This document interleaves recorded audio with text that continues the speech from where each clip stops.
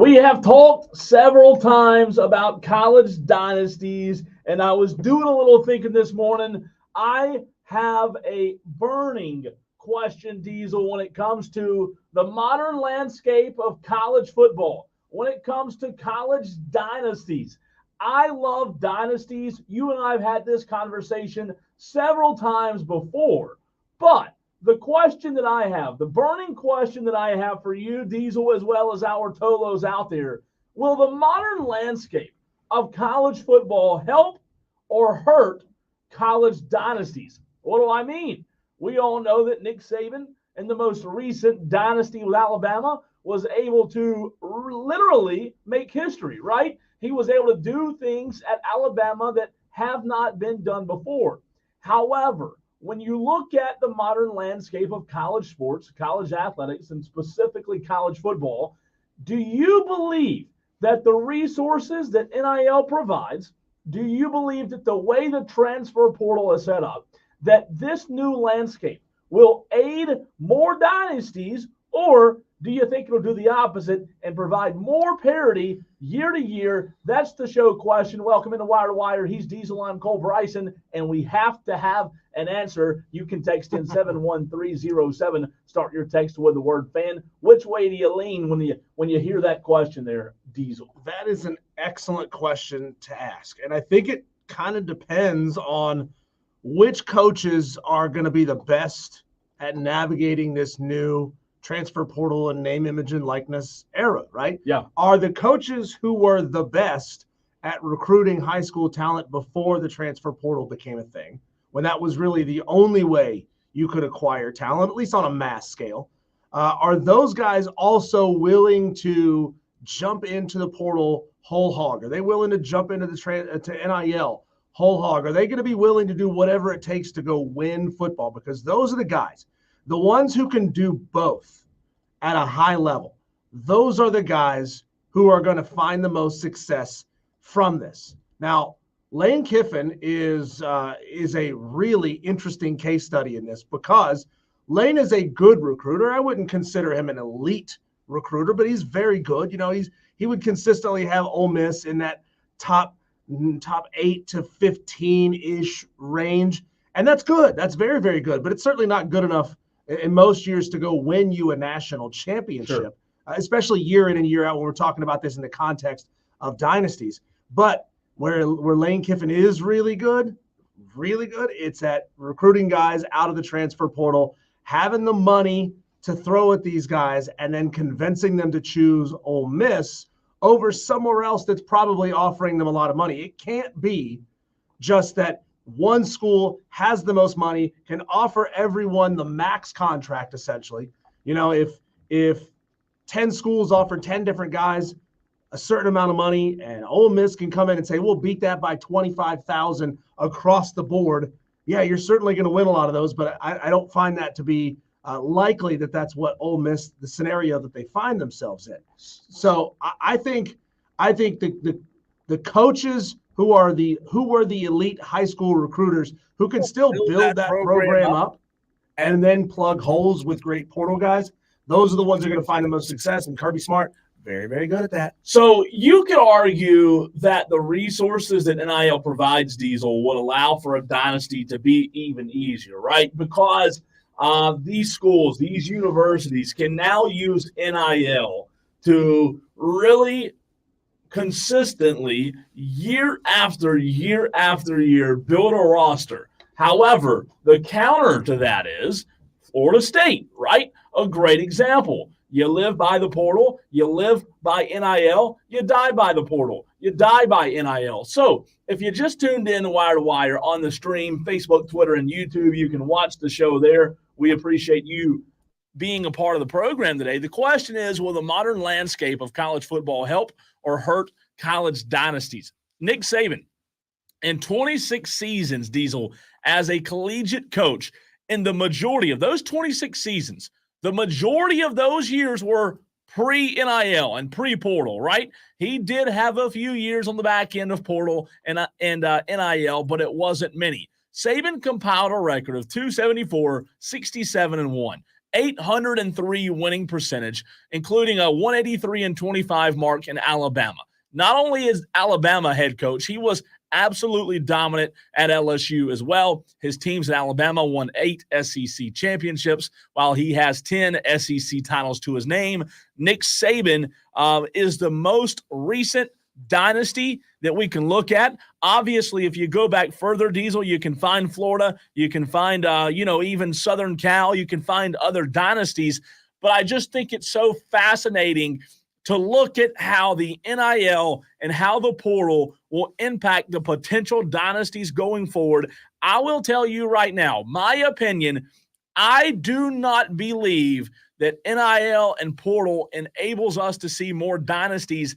In fact, I think it's the opposite. I think you'll see more parity now with the way that you can pay players from the collectives and the way that players can transfer. I think it's so much harder to build that continuity, to build that consistency. That's why I say it'll be more difficult in the modern landscape to see dynasties like we saw in the past. Well, you want to use the Mike Norvell example. That's a fantastic one. Mike Norvell has done a phenomenal job, on paper at least, at recruiting guys out of the transfer portal. He has done a mediocre job when you're talking about elite programs at recruiting guys out of high school. You build your culture with guys out of high school, you plug the holes and you correct your mistakes and your misses with guys out of the transfer portal. You go back 4 years. Florida State has had the number 12, number 19, number 20, and number 23 recruiting classes out of high school. It seems as if Norvell is getting better at that, obviously jumping from 23 to 12 in the past 4 years. But it's the over-reliance on the transfer portal. And we get all these I told you so's who want to text in anytime Florida State loses. I told you the portal's bad. I told you can't win with portal guys. Well, you're talking about a team that's over-relying on the portal and is consistently going to the portal to get the most important player on a roster. You're supposed to use the portal to go get a can't-miss quarterback because you missed on a quarterback out of high school. Yeah. That's why you're supposed to go to the transfer portal. You're not supposed to build your entire roster out of the transfer portal. You can, but it'll backfire, right? You can, and it'll backfire, right? And Kirby Smart, where Kirby Smart's using this really, really well, and Steve Sarkisian is using this really, really well. They're not going to the portal to get starters. They're going to the portal to get depth guys. They feel like they've got really good starters. And hey, to the argument that we had all offseason and through 4 or 5 weeks of the season already, Dabo Swinney feels like he's got his starters set. Well, guess what? Starter goes down. What are you going to do now? Because you got a freshman behind him or you got a sophomore behind him that's underdeveloped.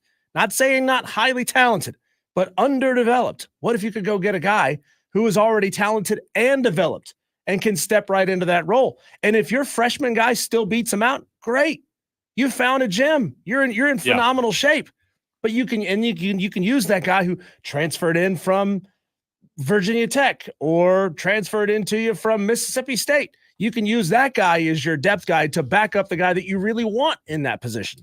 We appreciate you being a part of the program. Text the show. The phone lines are open as well. 71307 is the way you can text the show. Phone lines open, 844-FAN-PHONE. Do you believe, JB had some good comments in the YouTube stream. We'll get to that. Do you believe NIL and portal helps the potential for more dynasties down the road, or do you think it hurts? A beautiful day, Diesel, right? A beautiful day outside. So good to be with you on this Thursday. It feels weird just looking outside. I don't know about you, Diesel. I know you don't have as long as a commute as I do.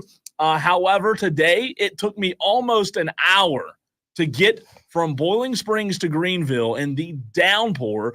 So you Tolos, stay safe out there. Do text the show, but don't text the show, obviously, while driving and out in those conditions. Just let us know how the conditions are.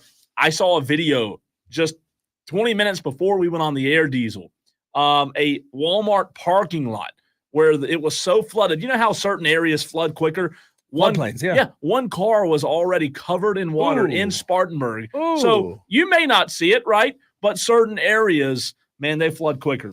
Yeah, there's a couple of creeks that I have to cross over on my way here, Cole, that I was expecting to be had to have risen much higher than they had. It's not an issue yet, but it very well could be an issue tomorrow. That's for sure. Ricky Mullinack says, burn that hat, Cole. Go, Pack, go. Ricky, I mean, if you don't like the hat, not to get sidetracked here, but I mean, I can make it a lot better for you. I can make it a lot better, Ricky. I mean, you want to take the jacket off? Did you buy that hat with cowboys across the bottom half and blank up top so that you could stitch in or draw in with Sharpie a trophy if you ever get one? No, you put your adjective across the top on how you're feeling.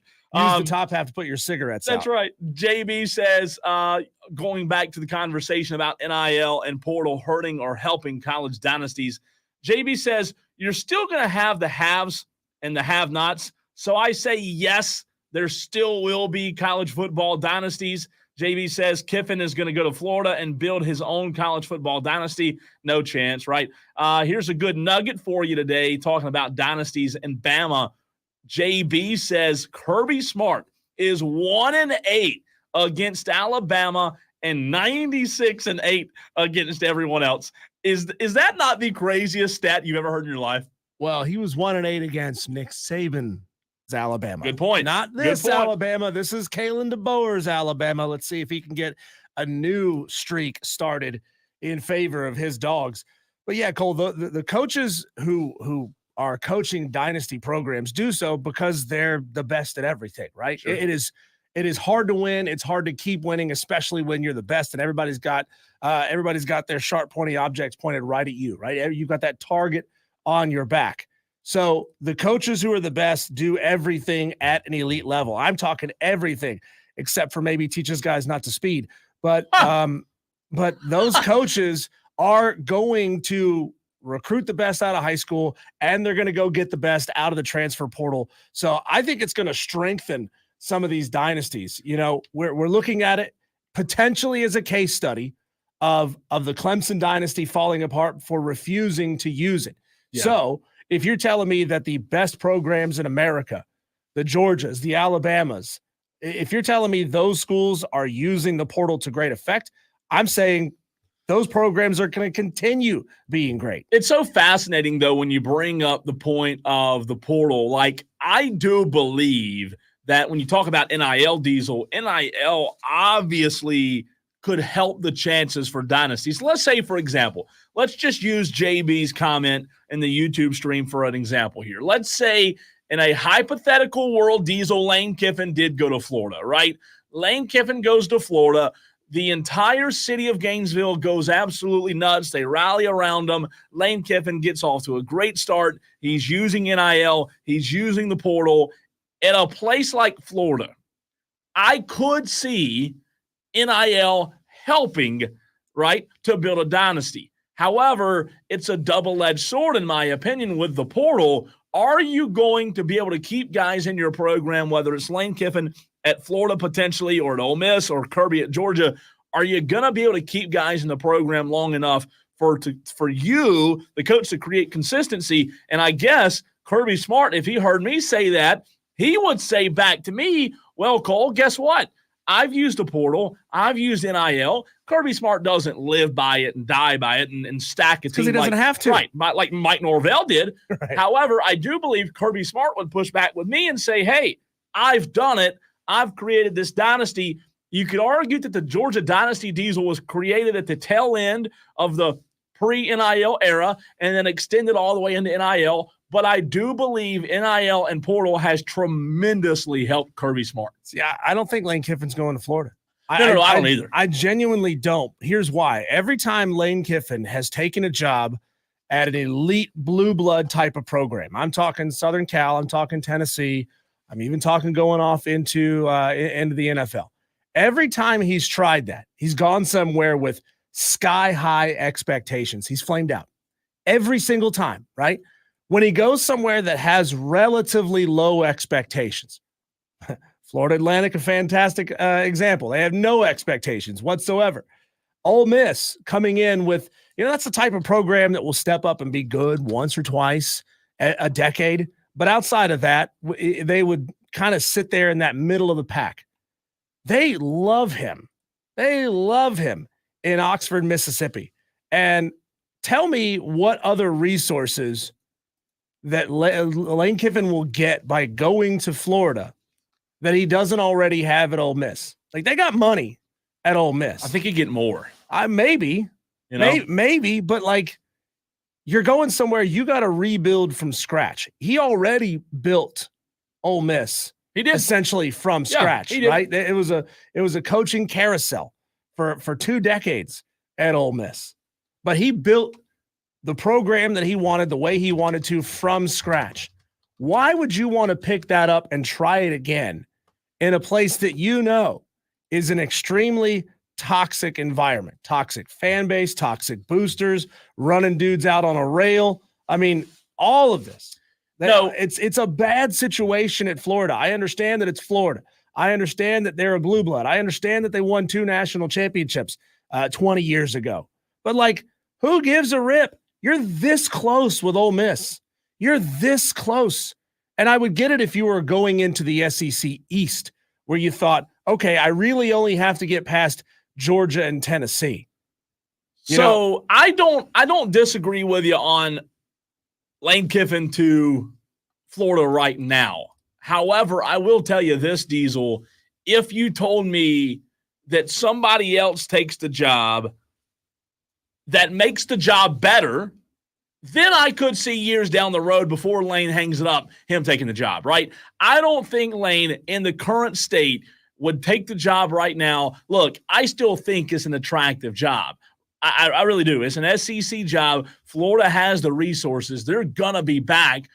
But I could see Lane Kiffin waiting until someone makes it a more attractive job, more stability. Lane Kiffin, to your point, you're right. It's right there. They're right there at the line. They're almost there at the mountaintop, if you will. They're so close to reaching that success. However, I do think a lot of coaches have that desire, whether it's a good thing or a bad thing, deep down, that they want to go win at those elite places like the Florida is. And as bad as of a job as it is right now, and it is a bad job right now, I do believe that you can make a job what you want it to be. I believe that Lane Kiffin could go in. Now, I don't see it happening this year because, like I told you a week ago, Ole Miss will be in the playoffs, in my opinion, right? And with the window of the portal window in December and early signing period, it just wouldn't make sense. He would have no players. However, I'm not putting it off the table to happen years down the road from now. If he went to Florida, he would take most of his roster from Ole Miss with him. By the way, his salary at Ole Miss is $8.7 million. Billy Napier is making $7.1 million at Florida. I mean, you got to assume that his agent, Jimmy Sexton, whoever it may be, would be the kind of would up that salary from 8.7 to maybe 9.5, $10 million. I mean, is Lane Kiffin really a $10 million coach? Is he really a $10 million coach? He'd say, yeah. I mean, Florida fans would be willing to pay it, right? But Florida's coaching situation is like the Cleveland Browns quarterback situation. They keep trying something and trying something and trying something, and it never really works. Wesley Roberts on the stream says, I would bring Urban Meyer back and let him kick the players into shape.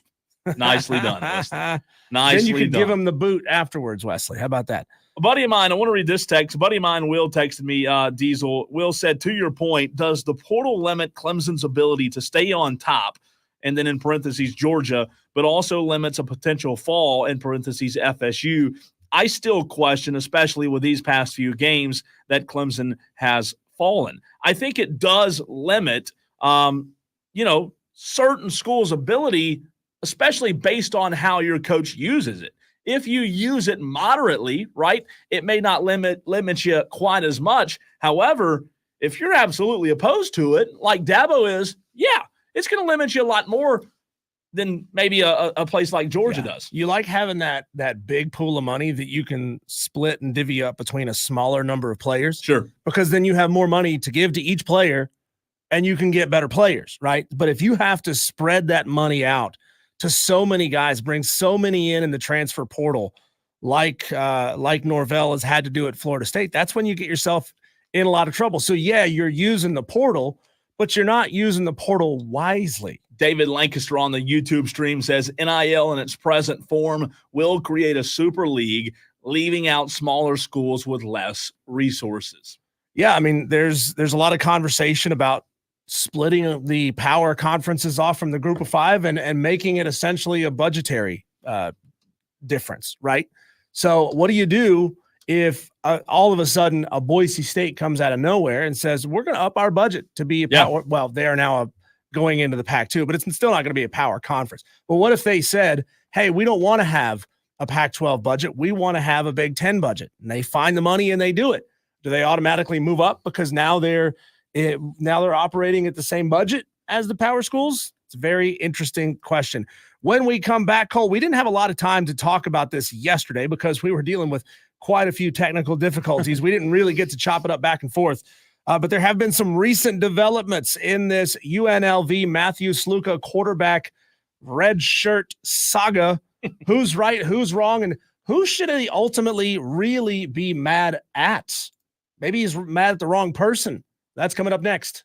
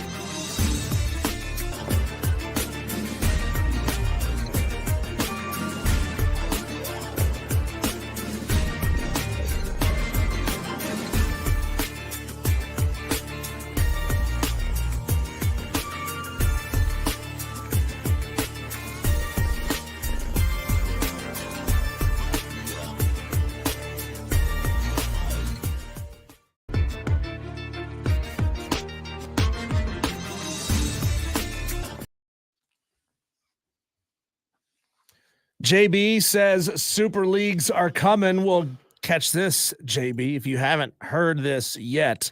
This was tweeted out by Ross Dellinger 3 hours ago. SEC and Big Ten ADs are scheduled for a joint meeting in Nashville soon, sources tell Yahoo Sports. It is one of few gatherings from two major conferences in NCAA history. Topics include new non-NCAA enforcement arm, CFP format, and football scheduling arrangement. That sure as hell sounds a lot to me like, hey, let's get all the ADs together. Let's bring our head honcho. You bring your head honcho. We'll see how we can schedule each other exclusively and out of conference and push out everybody else. You know, as intriguing as those meetings sound, I would be bored out of my mind if I had to sit there. Imagine being the person that has to sit in those meetings and transcribe everything. I mean, can you imagine? You don't get to speak AI to do it. Yeah, they should. It's good at taking orders at Schmoschmangles restaurants. Gosh, true. That one hit deep. Yeah. So I don't know if a true super league breakaway thing is going to happen, but there very well could be we're only going to play each other in out of conference play. Yeah, never know. Sorry. What if one of the casualties of that was the Clemson South Carolina rivalry? Wouldn't be good. Like what if Sankey said, "Hey, South Carolina, guess what? You can't play Clemson anymore. You now have to play Maryland. You now have to play Indiana, Iowa, Rutgers." Yeah, that's where this could go, right? I mean, they could push out the ACC and push out the Big 12 by saying we're just not going to schedule them anymore. So yesterday, Cole, we launched the show with this topic, and we didn't get a chance to get use into that term loosely, by the way. Launched the show. Yeah, we kind of sputtered off the line yesterday because we were dealing with some massive technical difficulties. You were in one location, I was in another location, and to get the audio both on the air and on the stream, we ended up having to do this via a phone call. And you had, how hot was your phone by the end of the show? It was hot. Let me just say that, right? I hope you had it plugged in because otherwise your battery was going to die being on a 4 hour or 3 hour phone call to be on the show. Yeah, but apologize for everybody. We got it done. We did it. The story broke yesterday, and then more stories broke after that, combined to say Matthew Sluka, who was quarterback at UNLV, 3-0, Michael Allen, who was running back at UNLV, who had gotten the majority of carries for the Runnin' Rebels this season, and then afterwards, Southern Cal defensive lineman Bear Alexander all announced their plans to redshirt the remainder of their seasons and enter the transfer portal. That is a scary, scary thing because you and I both know the only restriction that the NCAA has been able to hold on to at this point is that you can't play for more than one team in a calendar year, in a school year. So you can't get to week 4 of the season, say, I'm not happy here at Alabama. Why wouldn't you be? But let's just say you're not. And you say, all right, well, I'm just going to transfer to Georgia. Or you couldn't transfer the week of the big game, right? And take a lot of trade secrets and secret information over there with you. But this is such a nasty situation, and nobody's really focusing on Michael Allen or Bear Alexander. All of the ire is getting thrown at Matthew Sluka, 3-0 football team, 2 wins against power conference opponents, but he's just shutting it down for the season. This is his last year, graduated from Holy Cross, had his 5th year option available to him. So he took it. And he's saying that UNLV and an assistant coach offered him a minimum of $100,000 to transfer to UNLV plus a $3,000 relocation stipend. Yeah. And he is saying that they didn't pay me a dime. He's saying they didn't pay me a bit.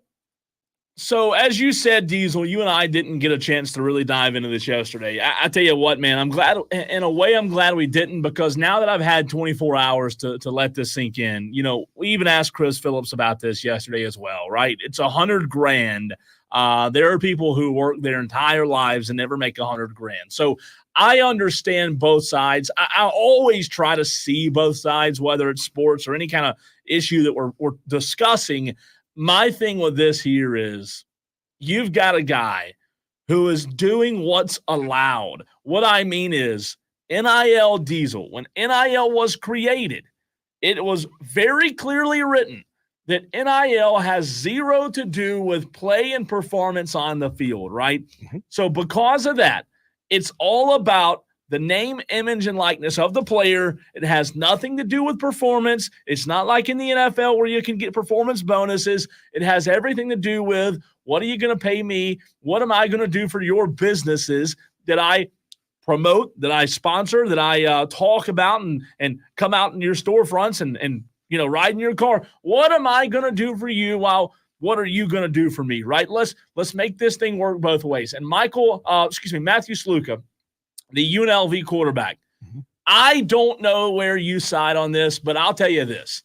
There's part of me that understands that he made a commitment to go play football there. However, there's more of me right now leaning towards he was promised a certain amount of dollars to come play football at UNLV. Do I like that he's allowed to do that? Do I like the system? No, but it is what it is. There's no changing it now.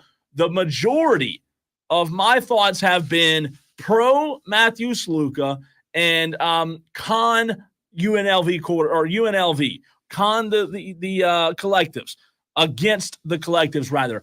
I don't fault Matthew Sluka, Diesel, for doing this, even though this is absolutely catastrophic for the program. I don't put a lot of fault on Matthew. So in certain states, not all states, but in certain states, by the letter of the law, verbal agreements can be legally binding.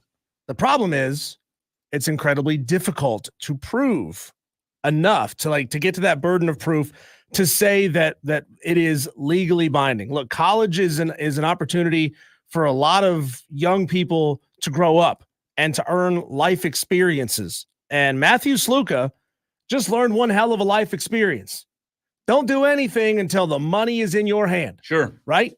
I mean, for most people, Cole, when you take a job, you fill out the applications, you fill out the onboardings, you sign on the bottom line, and then that says you are legally required to be paid for your services. Yeah. That says that your employer legally has to pay you for providing said services. If they don't, you have the ability to sue them and claim damages, which is exactly the situation that Matthew Sluka finds himself in right now. So it sounds to me, and this is what makes this conversation so difficult and so convoluted, because we're in a he said, she said scenario.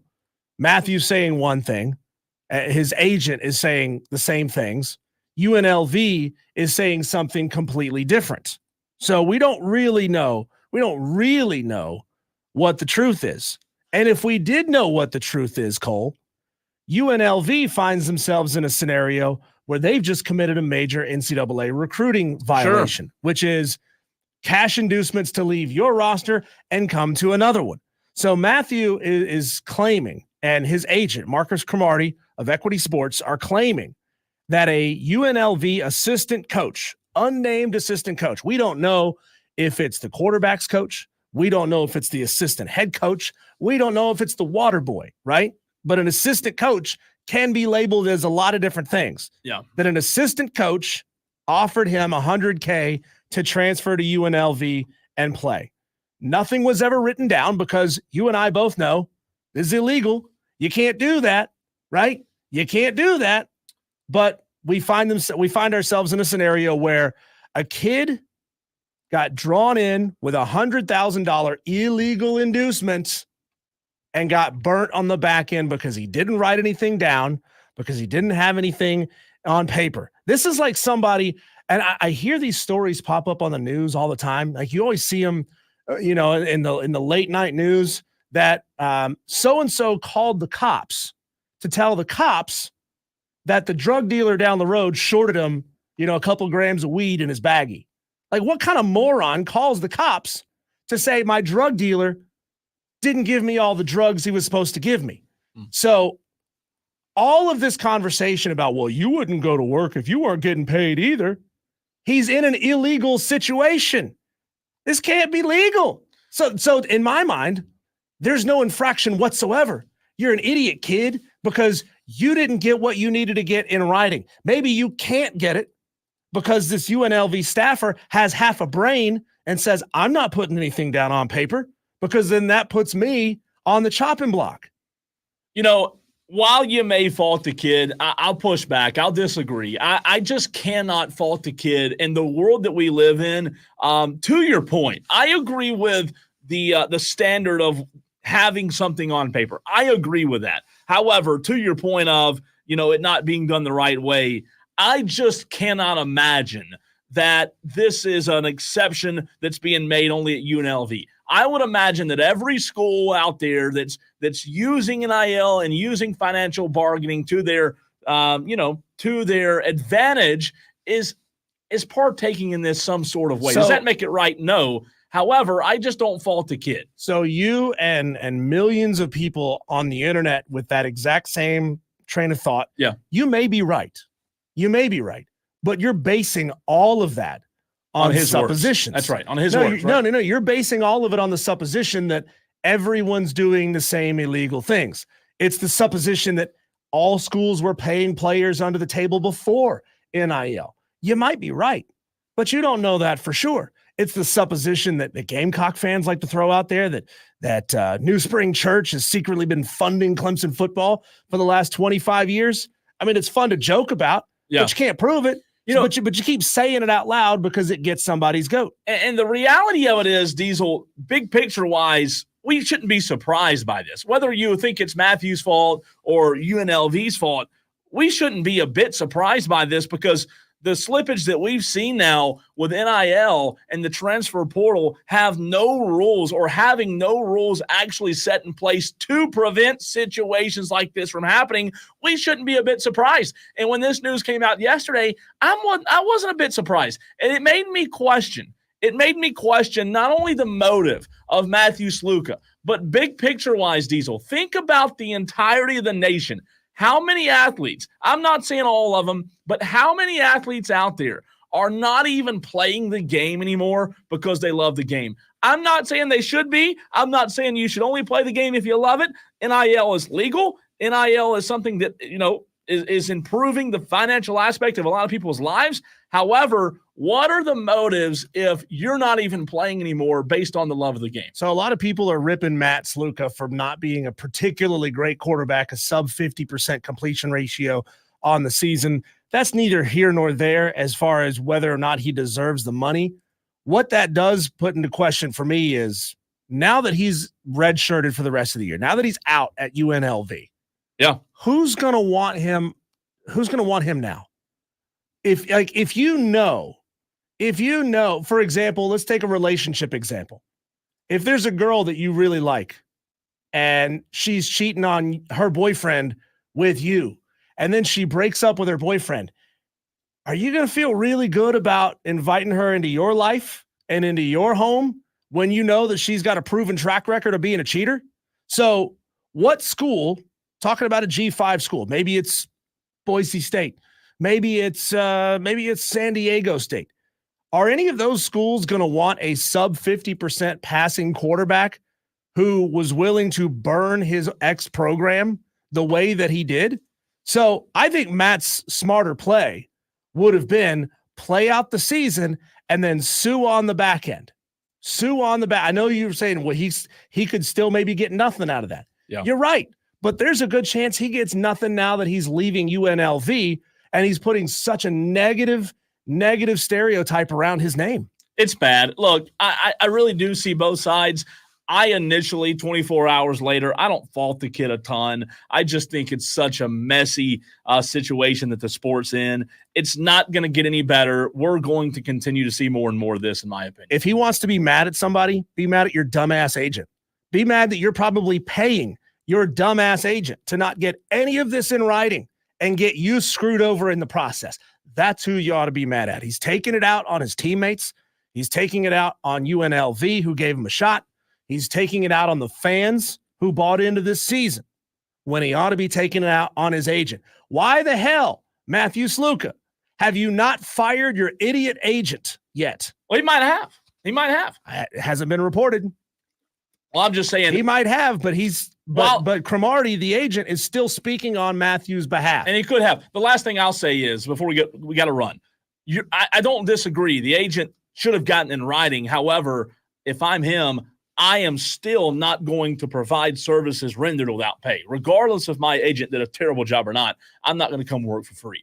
All right, Diesel, Garrett Riley audio on the other side. We've asked this question a lot. Clemson fans have asked the question, what changed from week 1 to week 2 and 3? What did Garrett Riley have to say when he was asked that question? Next.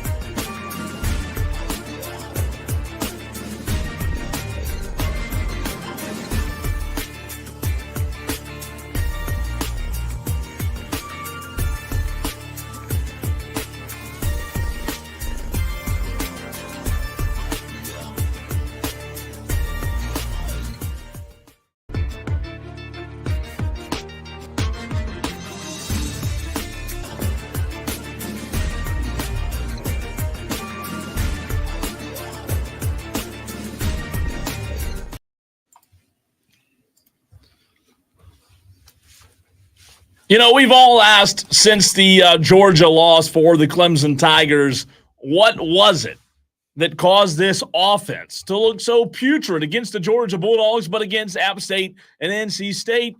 Looked like a different offense, right? Well, Garrett Riley was asked that very question by David Hood of TigerNet.com. And, not a lot of substance, in my opinion, in this response by Garrett Riley, Diesel, but at least it was asked. And I do give David Hood a lot of credit for that because I believe that's the number one question Clemson fans have been asking. Here's what Garrett Riley had to say when asked about what changed from week 1 to week 2 and 3.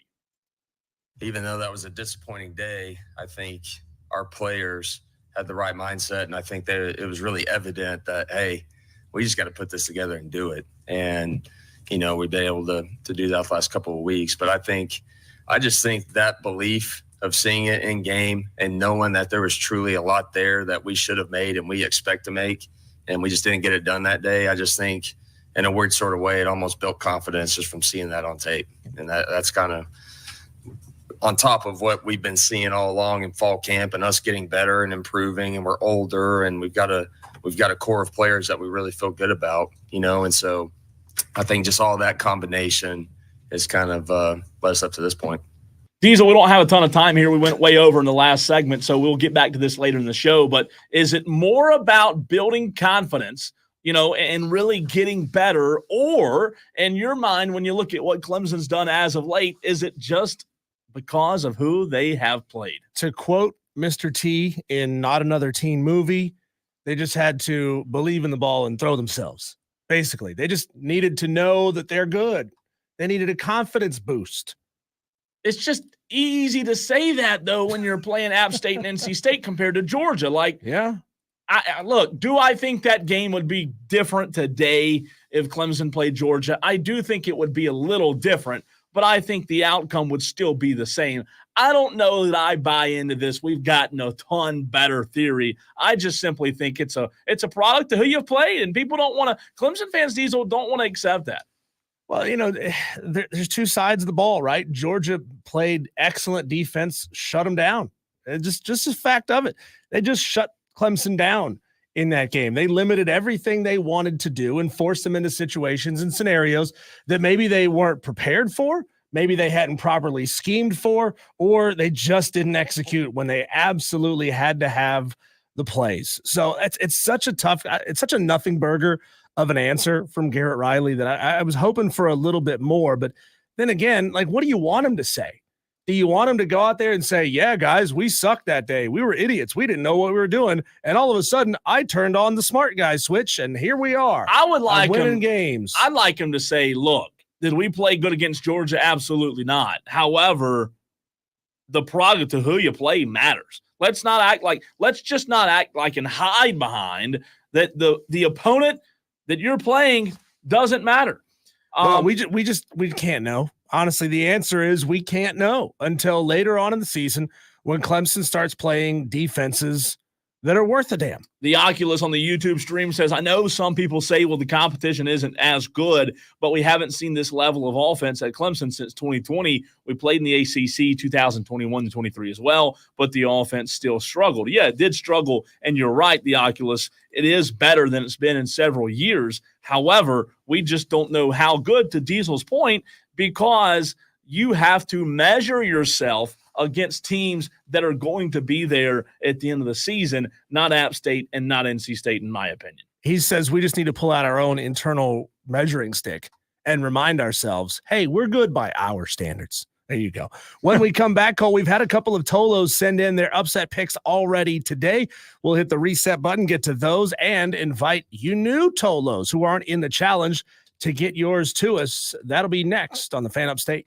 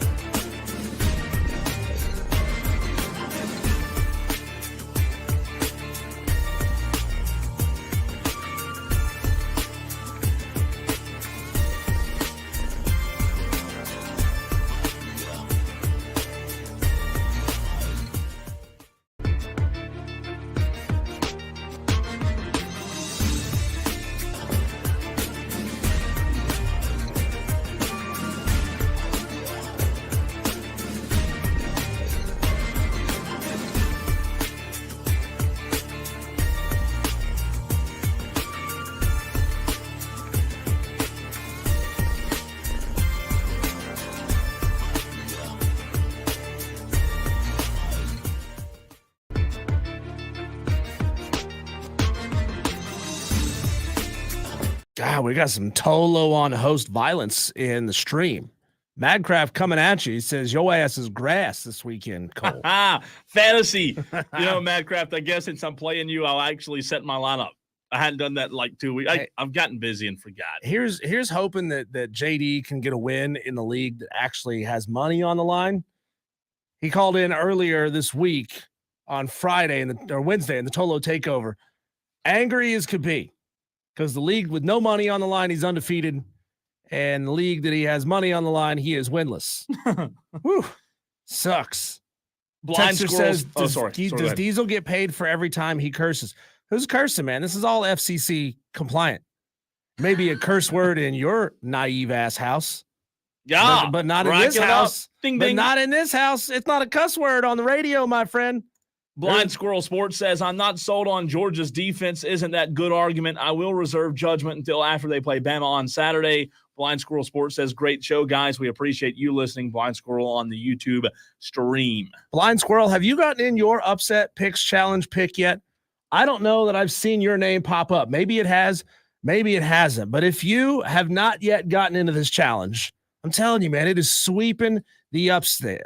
The upset picks challenge, brought to you by our good friends over at Ingles. We were just there yesterday, had a blast. Cole, unfortunately, you didn't get some free food. I did.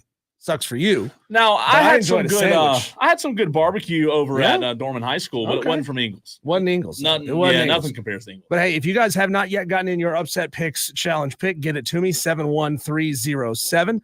Text in the word fan. Give me your name, your game, and the spread. Tron, I need the spread. You gave me your name and your game, but you didn't give me the spread. You gotta get that one piece of information. So send it back in. I'm feeling good this week, man. Yeah. Who's your pick again? I'm going with New Mexico and that's right. Mexico. You got the home team who are 9.5 point dogs against the in-state rival. Yeah, I want to see what time that game is. Oh, here it is, 8 o'clock on Saturday, Diesel. So it's New Mexico at New Mexico State. New Mexico is the road team. They are favored by 9. So I'm going with the home underdog to win this week for my upset picks. That would be 9 points, man. I need it bad. Texter, that's gross. He says, Diesel, don't make me come down there, but he didn't spell the C word correctly. That's gross, Texter. That's gross. You're a dirty boy. You dirty boy texting in 71307. We have these messages. We have these picks coming in already. Styles wants Western Kentucky plus 13.5 over Boston College. Trey from Kentucky says he wants Louisville plus 6 over Notre Dame. Tigerville Bo says Colorado over UCF for 14.5. Hog Dog. I think it's Hog Dog. I can't figure out how to pronounce this Tolo's name. Spell it. Houg dog. Hoog dog. Dog. I like Hog Dog better. Hog Dog sounds good. Yeah. Sounds good. But he's going Florida State plus 6.5 on the road at SMU. Tolo Phil wants Louisville plus 6 over Notre Dame. Rev Red wants Colorado plus 14 against UCF. And Wesley Roberts has gotten his upset pick in Western Kentucky plus 13 against Boston College. Wesley Roberts, yours is not going to hit this week because last week you jinxed me when I had East Carolina. So I'm jinxing you this week. He says on the Facebook stream, Cole, you aren't picking against Liberty this week, right? No, I'm not. I'm not picking against Liberty. I'm not going to do it. I wouldn't pick against Liberty right now. Well, they're playing my team. I'm not picking my team to App upset State Liberty this week. Yeah. What's the spread on that? Do you know off the top of your head? It's got to be, I'm going to guess. Let me guess. 3 points. That sounds close. I think it was like 3.5. Okay. Something like that. Liberty 3.5 point favorites on the road. That's pretty close. I'll get the answer to that question. Okay, let's go to the phones. It's the Renewal by Anderson of the Carolinas fan phone. We have 2 Tolos on hold already during this upset picks segment. 844 fan phone. That's 844-326-3663. Bill wants to chime in. What's up, Bill? How you gentlemen doing again this week? Billy. Good, man. I want to take Colorado plus 13.5 as of yesterday. All right, Bill. Bill, have you been in this challenge before, or is this your first week? Nope. I've called in like 2 weeks ago. I took Missouri to lose to Boston College, and y'all laughed at me. They only lost by 5. I do remember that now that you said that, Bill. I do remember. It was a close game, by the way. Bill, you said you wanted Colorado plus 14. Was that right? Yep. Okay, we got you. Thanks, Bill. Thanks, boys. See you, Bill. Appreciate that. Dale, Dale, you know what? Dale, as I bring you on, let me just say this on the Renewal by Anderson, the Carolinas fan phone. I know that you, Dale, listen traditionally via terrestrial radio. However, I think you would like it better if you were watching on the stream today, if you could see what I was wearing, Dale. Chances are it's a Prescott jersey, and I wouldn't. Now, if it was the Mississippi State Prescott jersey, I'd give you even more garbage for No, it's C.D. Lamb jersey, actually. C.D. Lamb, 88. See, okay, now I like it, but is it the throwback 95 C.D. Lamb, or is it the current C.D. Lamb? Current, all white, blue numbers. Okay. See, them 85 or 95 with the stars on the shoulders, so that's a great jersey. Anyway, you were talking fantasy. I heard JD, you were all trying to give him the good juju and all that stuff. Cole, I was wondering, how are you doing in fantasy right now? Because I didn't get a chance to go over that with you on Tuesday. Yeah, I think we're losing you, Dale. I hear some. Phone lines breaking up. It's the weather outside. I think we're. I believe I'm over, Dale. I believe I'm over. 0 for 3, maybe. Does that sound right? Did you use the JD strategy in auto draft or what? No, I just I blame the players. I've had them in the right position. I put them in the right spot, but I can't go out there and play the game. I blame the players. I'm not taking the fall for this one. Well, I'm sorry to hear that. JD, I hope your luck does turn around.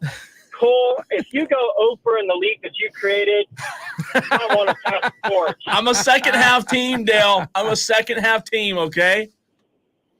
You're a fourth quarter team like that one guy. Yeah, I hear you. Thank you, Dale. Thanks, Dale. You know, I'm surprised, Cole, that we haven't had anybody just for the sake of throwing it at this Matthew Sluka guy's face. Take Holy Cross to beat Syracuse in the upset pick challenge. 28 points. Didn't think about that. Holy Cross. I mean, it's Holy Cross, right? The only reason I know Holy Cross is because that's where Daniel Rudiger went before transferring into Notre Dame. That's the only reason I couldn't tell you. Rudy. I could tell you now because I'm reading it. They are the Crusaders. See, Holy Cross keeping the Crusaders moniker. They didn't go woke? No, they didn't change it to the Trailblazers or anything like that. Where is Holy Cross located? It's in Indiana. Okay. It's near South Bend, somewhere close by. You know, Rudy could walk across campus and boom, be at Notre Dame. So that's the only reason I know about Holy Cross. That was where Rudy played before he transferred. Right? I don't know if they had football at the time. I just know it from the movie. He went, okay. Yeah, gotcha. He was just there in class trying to get the grades Gotcha. so that he could transfer into Notre Dame. Gotcha. But we haven't had this one picked very often. Louisiana against Wake Forest on the road. 2-1 Louisiana at 1-2 Wake Forest. Nobody's taking that one. That one's worth 3.5 points. It's too low, right? Nobody's taking the North Carolina plus 2.5 against Duke. Here's what's crazy.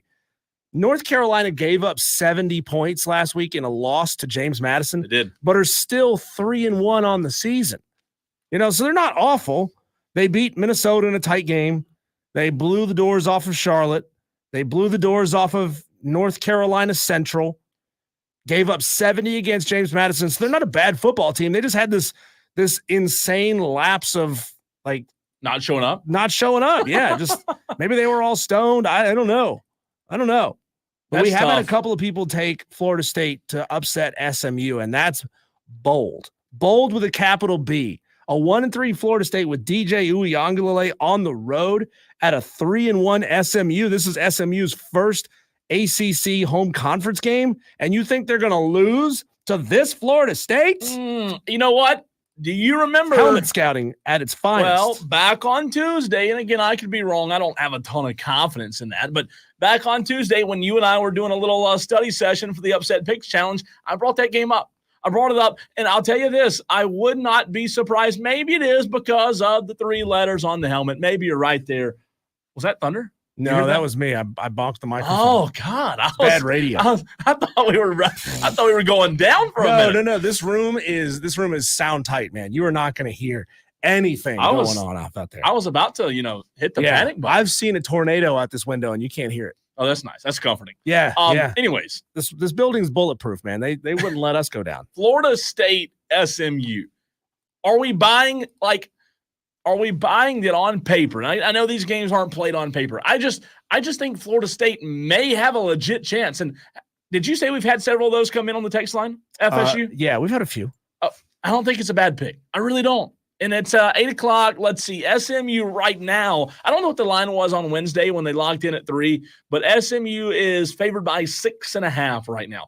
And before we move off of Florida State, do you want me to give you a statistic that will piss Clemson fans off? Of course. DJU has more passing yards than Cade Klubnik. No, he does not. Yes, he does. No, yeah, he does not. Yes, he does. He has more passing yards than Cade Klubnik. What? That's a fact. That can't be true. That's a fact. That can't be true. He does. No, I don't believe it. All right, let's go. I don't believe it. I'm going to go look. Let's go fact check. ACC, here we go. Florida State's, or let's go to Cade Klubnik first. Cade Klubnik has 729 yards on the season. How is this possible? Florida State's DJU has 843. I told you. How is this possible? I know DJ's playing the whole game. How do you pick up 843 yards throwing checkdowns to the flat? I know. And then sailing guys constantly. I saw that this morning, and I was like, oh, What? boy, that'll be a good stat to give out on the radio today. The Clemson fans will love that, won't they? They'll love hearing that. Cade's only played 2 full games at this point, right? Like he got taken out in the first half against App State, taken out in the first half against NC State. So he's only played 3 games. So if you do the math, he's actually got a higher percentage than DJ. Okay, good. You just calmed the fears of every Clemson fan listening right now. And I know Texter from the 323 and from the, I told you, 993. I knew that would get a little stir up. But I'm just telling you, I know he's played more games. Cade didn't play the full game against App. I get it. But I'm just giving you statistics here that DJU has more passing yards than Cade Klubnik. Okay, so Texter says the Holy Cross University that plays football is in Massachusetts. In Rudy, it's Holy Cross Community College. Oh. It's a different school, same name. Oh, we have a Rudy expert out there. Didn't know that. Thank you, Texter. Another Texter here says it's because DJ has played more games. Yeah. Well, that's true. That's true. Clemson had a bye week. Florida State's had a bye week, but they got out there a week earlier than everybody else. Let me see, Diesel. Interesting. Let's do this. I want to look. I already have my pick. I'm going New Mexico and Mexico, right? 8 o'clock Saturday night. But of the Tolos that have texted in here in the last little while, which do I like the best? I see UMass over Miami from Coach AJ. I see A2, the MFJ, Oklahoma State. I know Brandon Burnett's taking Louisville over Notre Dame, 6.5. I do think that one's interesting. I was intrigued by that one when I saw it. I don't hate that. I don't hate Louisville over Notre Dame. Notre Dame hasn't done anything this season, Diesel, to show us that they're a legitimate football team. I mean, they're a good team. They're not an elite team by any stretch. I'll tell you this, if I had to pick a second upset pick, I might be going with JC there. I might be taking Louisville plus 6.5. You hate that one or no? No, I don't hate it. I don't hate it. If it were at Louisville, it'd be a lot better. Though, yeah, that's an interesting one.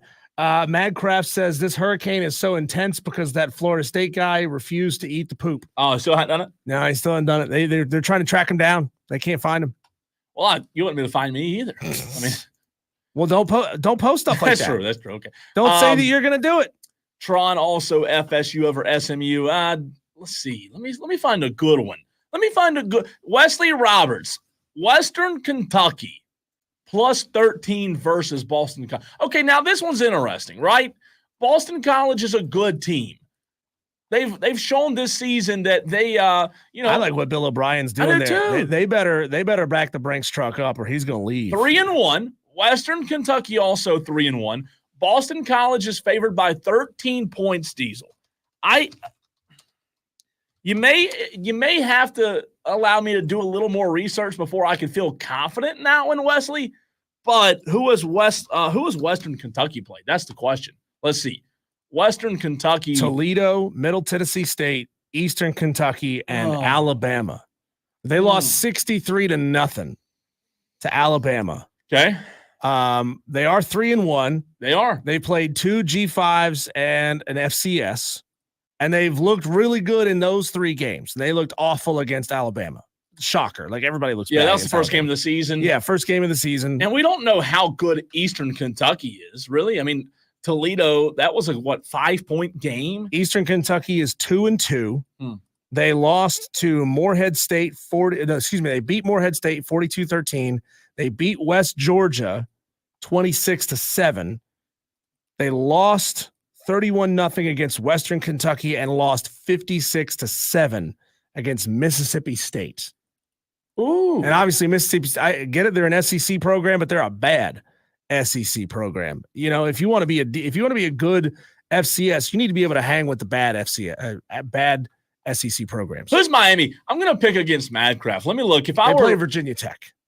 Well, I mean, that's tomorrow night. Friday night football, 7:30. You actually get to watch that one because you're not calling a football game. I get to watch. So Virginia Tech Diesel at Miami. By the way, I don't think I've seen any upset picks from the Tolos yet with that game. Have you? Which one? Off the top of your head? VT Miami? No, not yet. Nobody dumb enough. I don't want to use that word in a derogatory way, but nobody brave. How about brave? Nobody brave enough yet to take. The closest Virginia we've Tech come is UMass over Miami of Ohio. Yeah, but in the upset picks challenge, though, that would be a 17.5-point swing. No, I take that back. Clemson Oculus. Clemson Oculus took Virginia Tech over Miami. The Clemson Oculus, that's not happening. That is not happening. There's no way.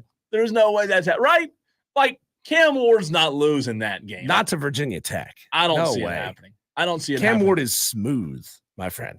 I'm excited, though. I do have a little bit more confidence going into this weekend. Look, New Mexico State, it might be a crapshoot. I might be wrong there. But who was your upset pick? My upset pick was UL Monroe over Troy, which I believe the spread at the time was 7 when I picked that one because Troy is down bad right now. What's the deal? I mean, my goodness. That's like I said yesterday. I don't understand that. They lost a majority of a really good football team. They were a good football team last year, and they lost a majority of that team to the transfer portal. So they had to rebuild their roster via the transfer portal, and that sucks. You know, for those mid G5s, when they lose a head coach, when John Summerall took a job, I forget where John Summerall went to become a coach, but when that guy who is the everything to a program like that leaves, half the roster's going with them or dissipating and going somewhere else. So Troy is having to rebuild, and that stinks for those guys because they'll pop up and have a really good program for 3 or 4 years, and then they'll fall way back, and then they'll pop up and have a good program, and they'll fall way back. You know, Diesel, I'm not feeling good after I read some some predictions, if you will, when talking about my pick, New Mexico at New Mexico State, where New Mexico, the road team, is favored by 9 points. I took New Mexico State. Winners and Whiners is a site that I read a good bit in terms of, picking games. They've said here regarding that game, the Lobos have lost 4 straight games, right? They're looking for their first one of the season with 2 of those 3 losses coming against Power 4 teams, while the Aggies have lost 3 of their last 4 games, with their only win coming against an FCS team. The Lobos are the better offensive team, says Winners and Whiners, scoring maybe more than 25 points per game, while the Aggies score less than 15 points per game. The Lobos have the edge offensively. You know what I just realized? I'm picking 2 sucky teams. I mean, that's what it is. These 2 teams suck. Pillow fight of the week. I mean, good grief. Pillow fight of the week. By the way, John Summerall is now head coach at Tulane. He has them at 2-2 on the season. 2 losses to power conference teams. I didn't know that. I didn't know he was there. Well, at Tulane. Yeah, it was head coach at Tulane, took the job at Houston. So Houston got Tulane's coach. Tulane got Troy's coach. Troy's coach going to get fired. Ooh, could be tough. And then, my pick last week, East Carolina, they lost to Liberty. They had that was lead. your problem. That was my pick that was my problem picking them. That wasn't confident. I don't know who they played this week. I'll look, though. But Texter says Liberty 69, App State 0. Texter, you must be a Liberty fan, number one. And number two, are you even allowed to know what 69 means at Liberty? Man. They got a midnight curfew on campus. You're not allowed to be out talking to girls. I think they might just be trolling with you. Could be. I think they might just be trolling. And it might actually happen. And by the way, Texter's in all caps. No, this is not 69 to 0 is not going to happen. Have you lost confidence in your App State team? I don't have any confidence. 0? None. Oh, Diesel. None. It's so early in the season. Fire Sean Clark. Get him out of there. It's still so young in the season, and you have no confidence. Falcon Jeremy texted in Oklahoma State over Kansas State +5. Pac fan Shuff wants Illinois over Penn State +17.5. Thank you, fellas. I like it. All right, it is time for our high school coach of the week. And joining us in the very next segment is the head football coach of the Broome Centurions. We spotlight Broome and Lynn Fleming next.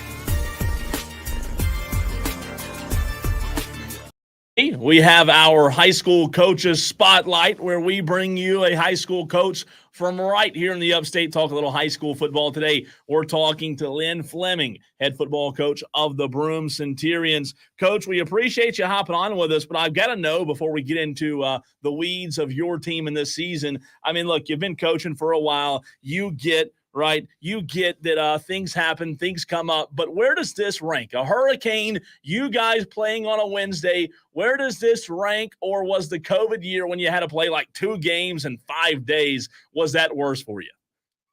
Yeah, I tell you, the COVID year was a lot tougher. Just the amount of games we played in a short period of time, with very little preparation, it was, that was tough.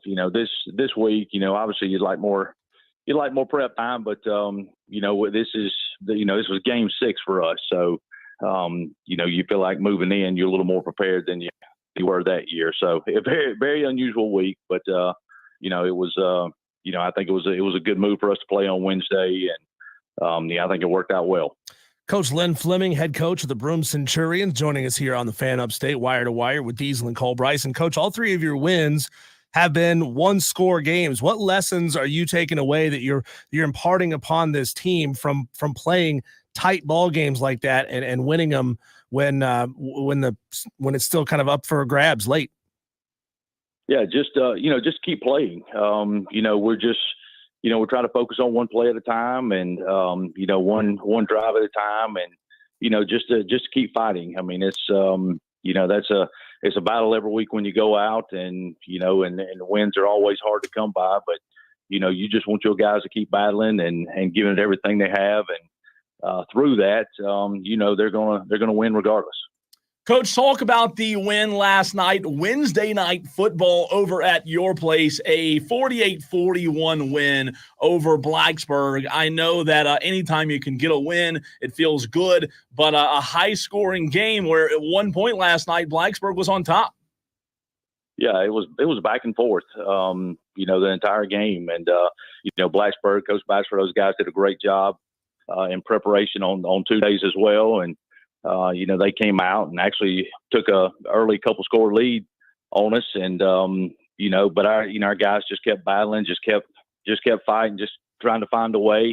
We had a couple guys banged up throughout the game. And, we had some guys that stepped in and did a really good job for us. And so it was, it was just a great team win. We had a lot of guys make plays on both sides of the ball to contribute to it. So, it was a fun football game. I'm sure the fans enjoyed it more than the coaches did, but it was a fun game to watch, and obviously a lot to clean up, and but it was a good night for football, and we enjoyed getting it in.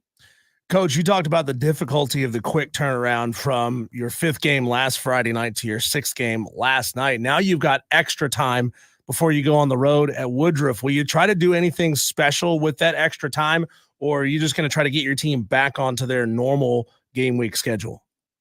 Yeah, just let those guys rest and heal up a little bit. This has been a very tough non-region schedule. And we do that for a reason. We want our guys to be ready come region time and obviously playoff time. And so we're just going to give these guys a couple of days to heal up today and tomorrow. And, we'll try to get back on our game prep week schedule on Monday. But I think that's a big thing. The biggest thing, and that was it was a good thing about playing on Wednesday, is giving those guys some extra days, because, we got some guys that we need to get back. Coach Lynn Fleming, head football coach of the Broome Centurions, joining us right here on the Fan Upstate. Coach, when you look at the season that you guys have had, 3-3 on the season, what are some things that you felt like maybe you're a little ahead of the game on that you didn't quite anticipate? But also on the flip side of that coin, what do you feel like are some things you've got to get shored up before region play gets here? Well, one thing is we've got a lot of guys playing time. We factored in a lot of guys on both sides of the ball. I think we've done a pretty good job of spreading the ball around to different guys, especially offensively. We've had guys on defense that's played multiple positions. And on the flip side of that, I still feel like we're still kind of putting pieces of the puzzle together. So that's one of the biggest things we have to continue to clean up. I think we're getting closer every week. We're getting guys on the field and in position and getting them experience at positions to win football games. We just have to continue to do that. Just continue to clean up, some mistakes that we make and, just the self-inflicted things that we've done throughout the season that we just have to continue to get better at. And, hopefully we will, especially this time of year.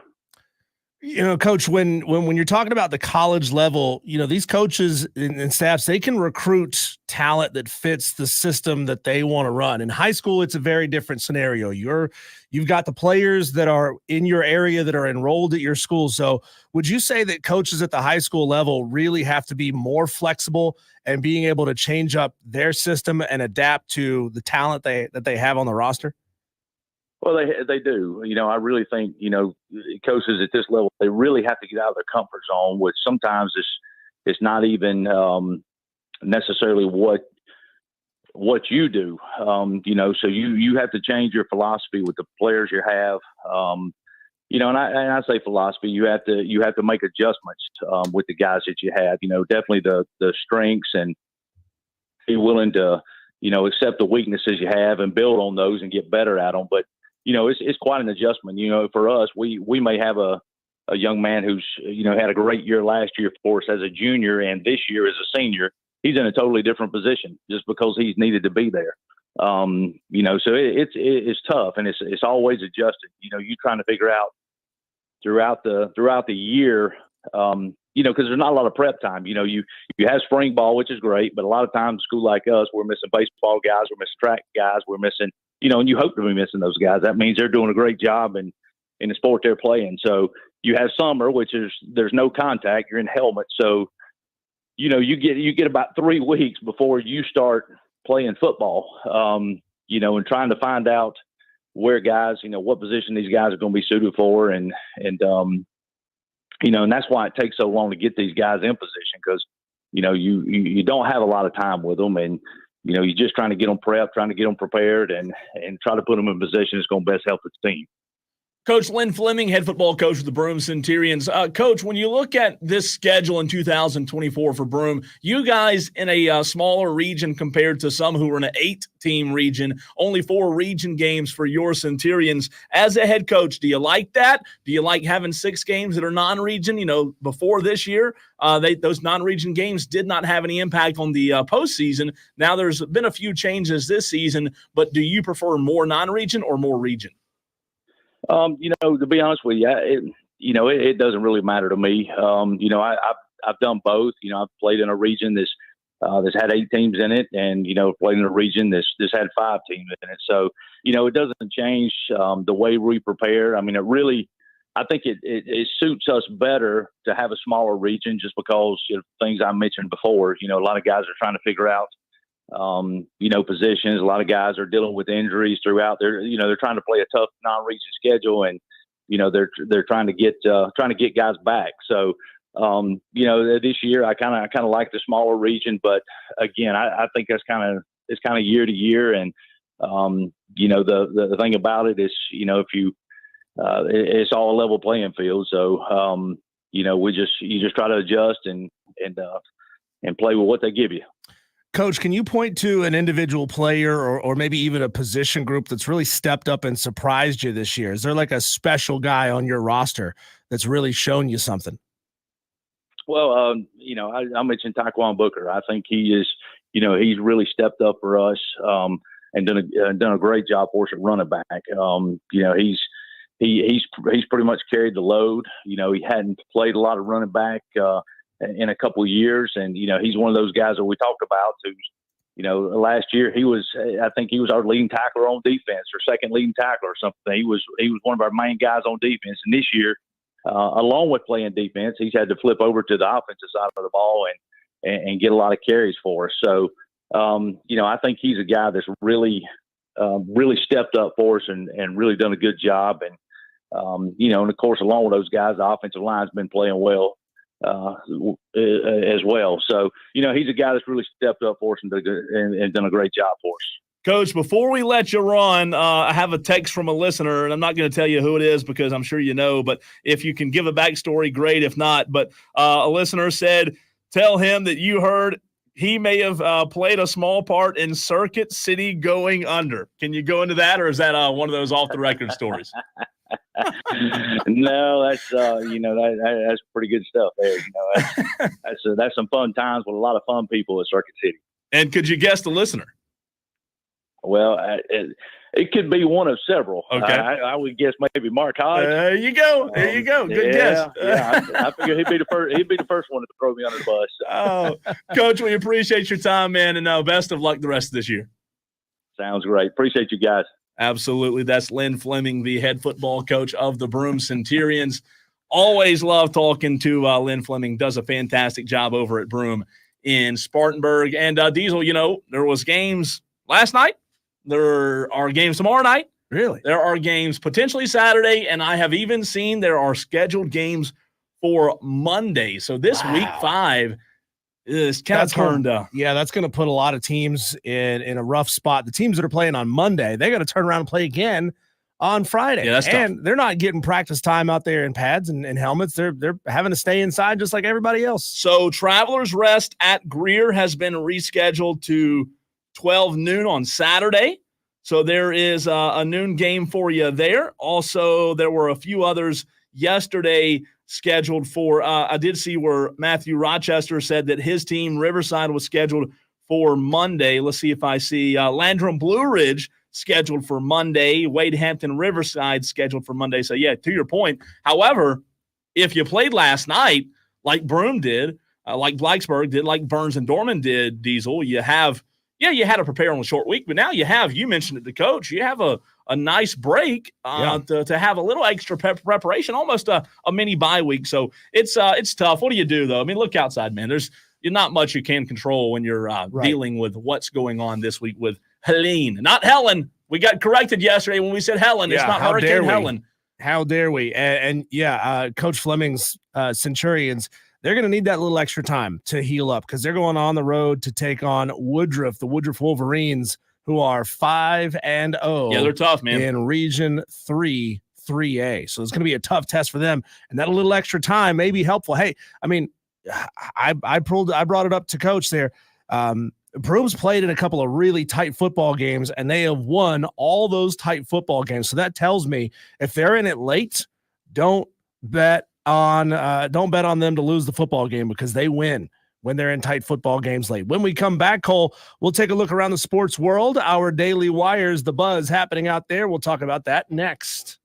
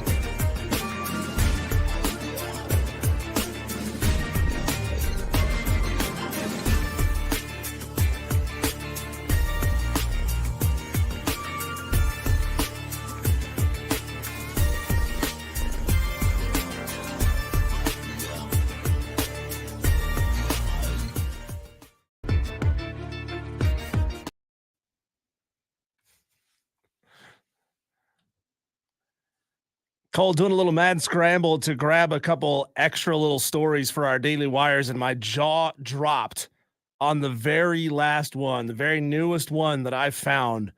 I mean, we just laughed at how absurd the transfer portal and NIL is getting. We'll talk about that here in just a minute. These are our Daily Wires. This is the buzz happening around the sports world. The Atlanta Braves will play their 3-game series against the Kansas City Royals starting tomorrow.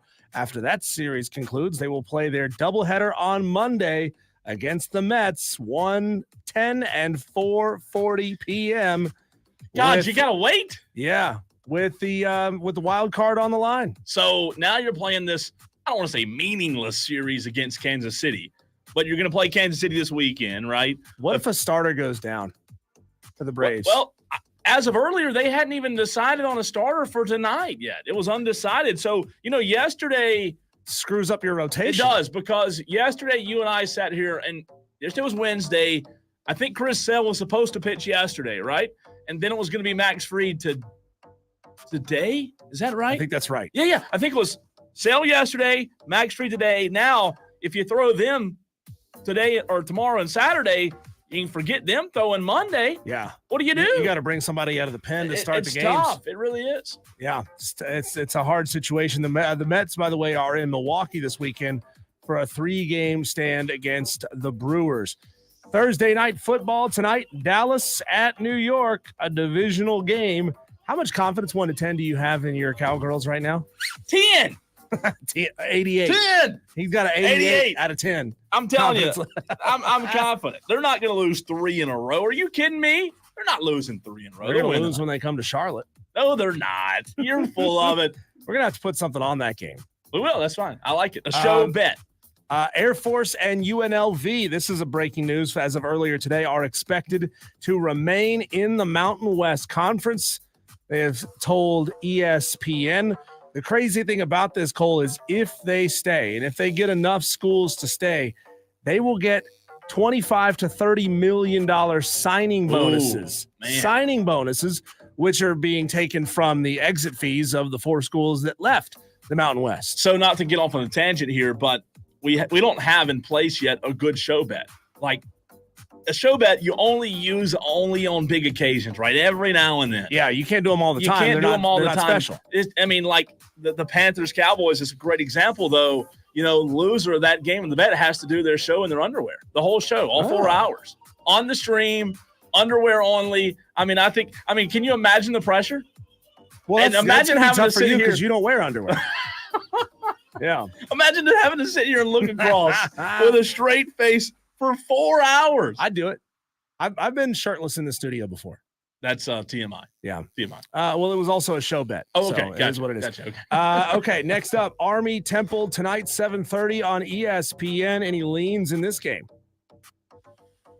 You know what? I'm gonna do something here, just because it's a little Thursday night college Army football. are 12.5-point favorites on the road at Temple. Army's 3-0.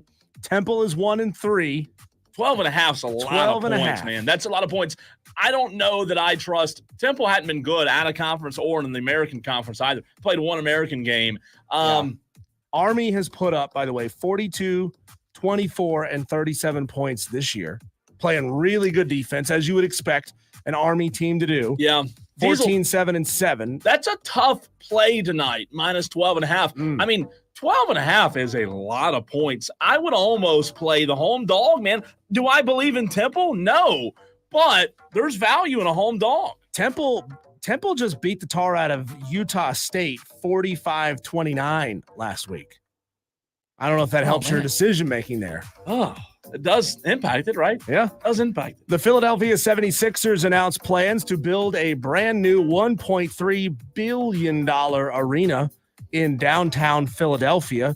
Shocker, it's causing some problems in Philly. A lot of local residents fear that it will displace those residents living in Philly's Chinatown district. If approved, work will begin in 2026. That's a lot of money. Should be nice. Wouldn't it be nice to have a brand new, nice downtown arena? Yeah, it would be. Yeah. Would be nice. Tear down the dilapidated parts, put something nice and new there. Would you make some money off of it? Derrick Rose announced his retirement from the NBA. He's got a lot of people who have Chicago ties real up in arms. I know Ryan Horvath. I think he's not even going to come to work tonight. I think he's just going to sit in a corner and cry somewhere because he loves Derrick Rose so much. Look, you have to, if you love the game, if you watch the NBA like I do, you have to appreciate what he's done. You almost have the what if conversation, right? Like, what could he have been? Isn't he the one that bent his knee backwards? Yeah, if he didn't have those bad injuries, still a fantastic. I think he's 35 now, so time for him to hang it up. Yeah. FEMA has picked the following NFL stadiums as disaster relief shelters from Hurricane Helene. Don't make a Cowboys joke, by the way. Don't do it. Don't do it. Don't go there. Jerry World is a disaster that needs some relief. Now, the home of the Steelers, Giants, Seahawks, and Bucks will be emergency shelters from Hurricane Helene. They're also looking at potentially the stadium of the LA Rams to help out with that.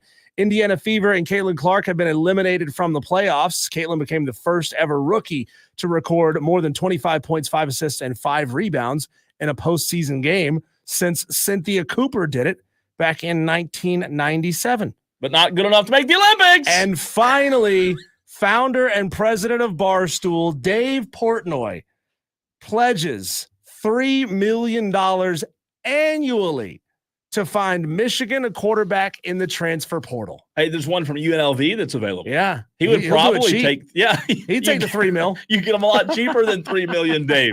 That's funny. Wild stuff. All right, Diesel, it's time for the weekend menu. In the very next segment, we look at the best games and the best time slots this weekend. Get ready because it's time to eat next.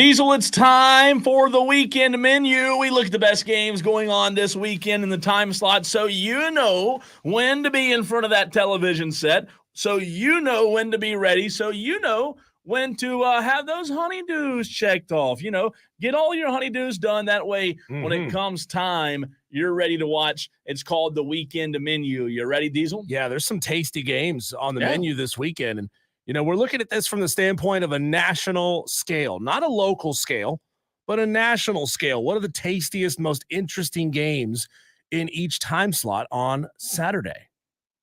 I can't wait. I cannot wait. Before we do that, I want to read this message from Madcraft. Madcraft just sent this.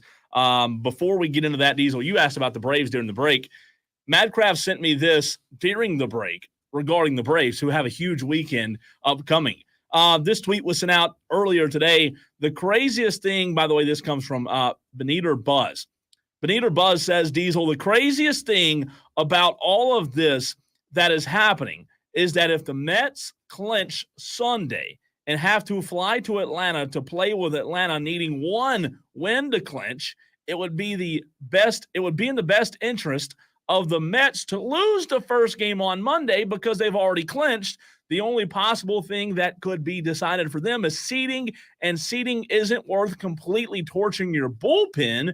They maybe could forfeit, but that would create all kinds of insanity, and the league would have a PR nightmare on their hands if the Braves got in over the Diamondbacks on a technicality. So a lot hinging this weekend on this Braves-Mets series that has been moved to Monday. But and you know they're in the back rooms in the offices talking about these scenarios.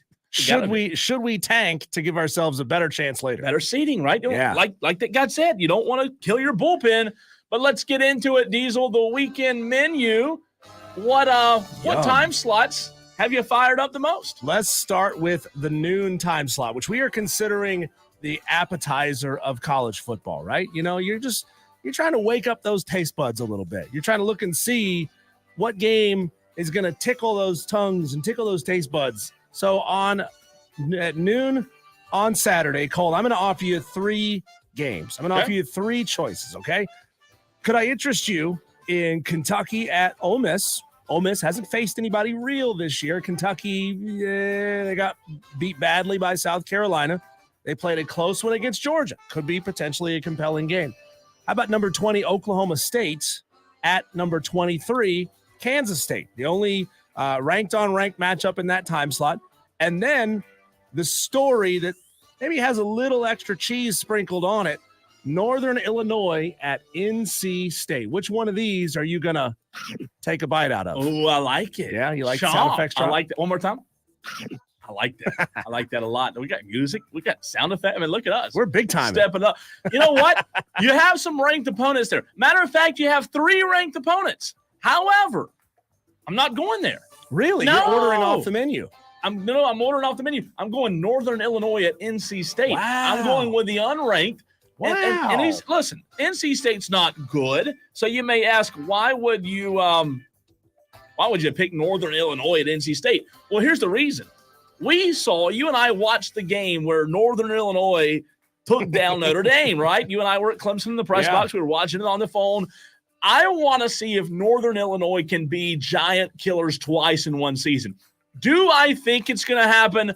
I don't. However, that game's got my interest. So in that appetizer slot, man, I'm going Northern Illinois at NC State. I don't know, man. I think NC State is the knight that's had his leg chopped off in Monty Python, who's hopping around on one leg.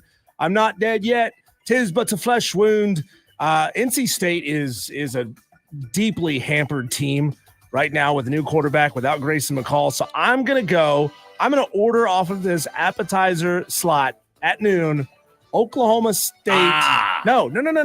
Changed my mind last minute. Whoa. Sorry, you can't do that. Kentucky, Ole Miss. Okay. I want to find out, is Ole Miss legit? I mean, they did take it to our local team here, the Furman Paladins. But now they're facing a step up in competition, hosting Kentucky.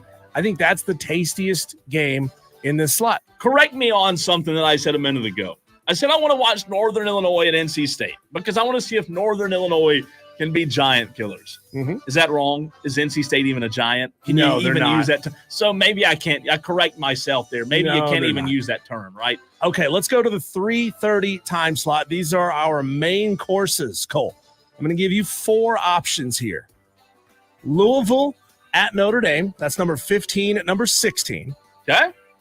Number 21, Oklahoma at Auburn. Arkansas.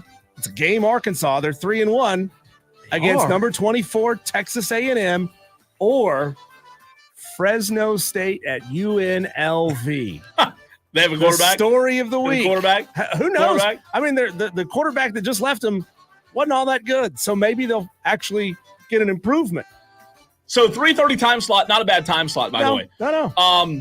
Oklahoma Auburn is intriguing because Auburn's been terrible this year, right? Fans are real upset. However, Louisville at Notre Dame for me is the one.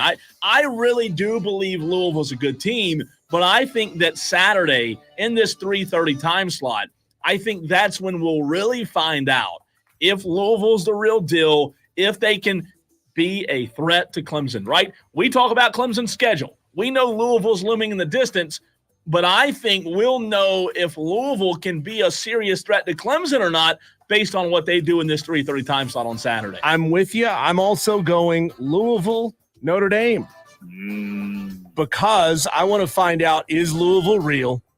And was that game against Northern Illinois for Notre Dame just some crazy fluke? And they're actually a pretty good football team, because if they get this, Cole, that'll be their second-ranked win of the year. It's not bad. Right? So they went on the road. They beat Texas A&M to start the year. If they beat Louisville, they beat another top 15 team. So that might prove that the Notre Dame Northern Illinois game was just some insane fluke, and there's no reason to panic in South Bend. No, I agree. So, and look, it'd be both teams. I mean, both teams need this. When you talk about a big win for Louisville, like you just said, it'd be a big win for Notre Dame as well. Both teams need this one on Saturday.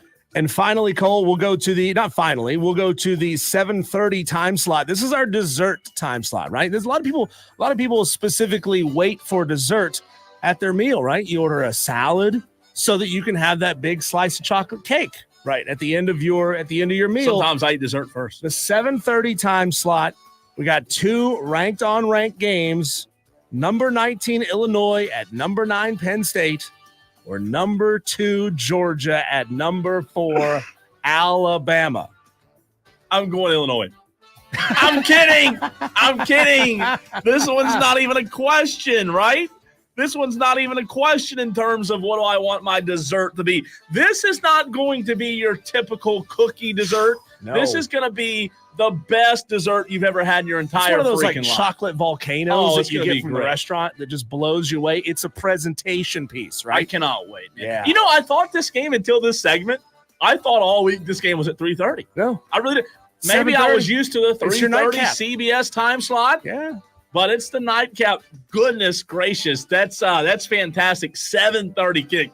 I cannot wait. I'm so fired up. Everybody is going to be watching Yes. this game, leading us all to say, that sounds good. I'll have that. I'll have that too. Georgia at Alabama can't be beat. And then, Cole, we have one more time slot, our late night snack time slot.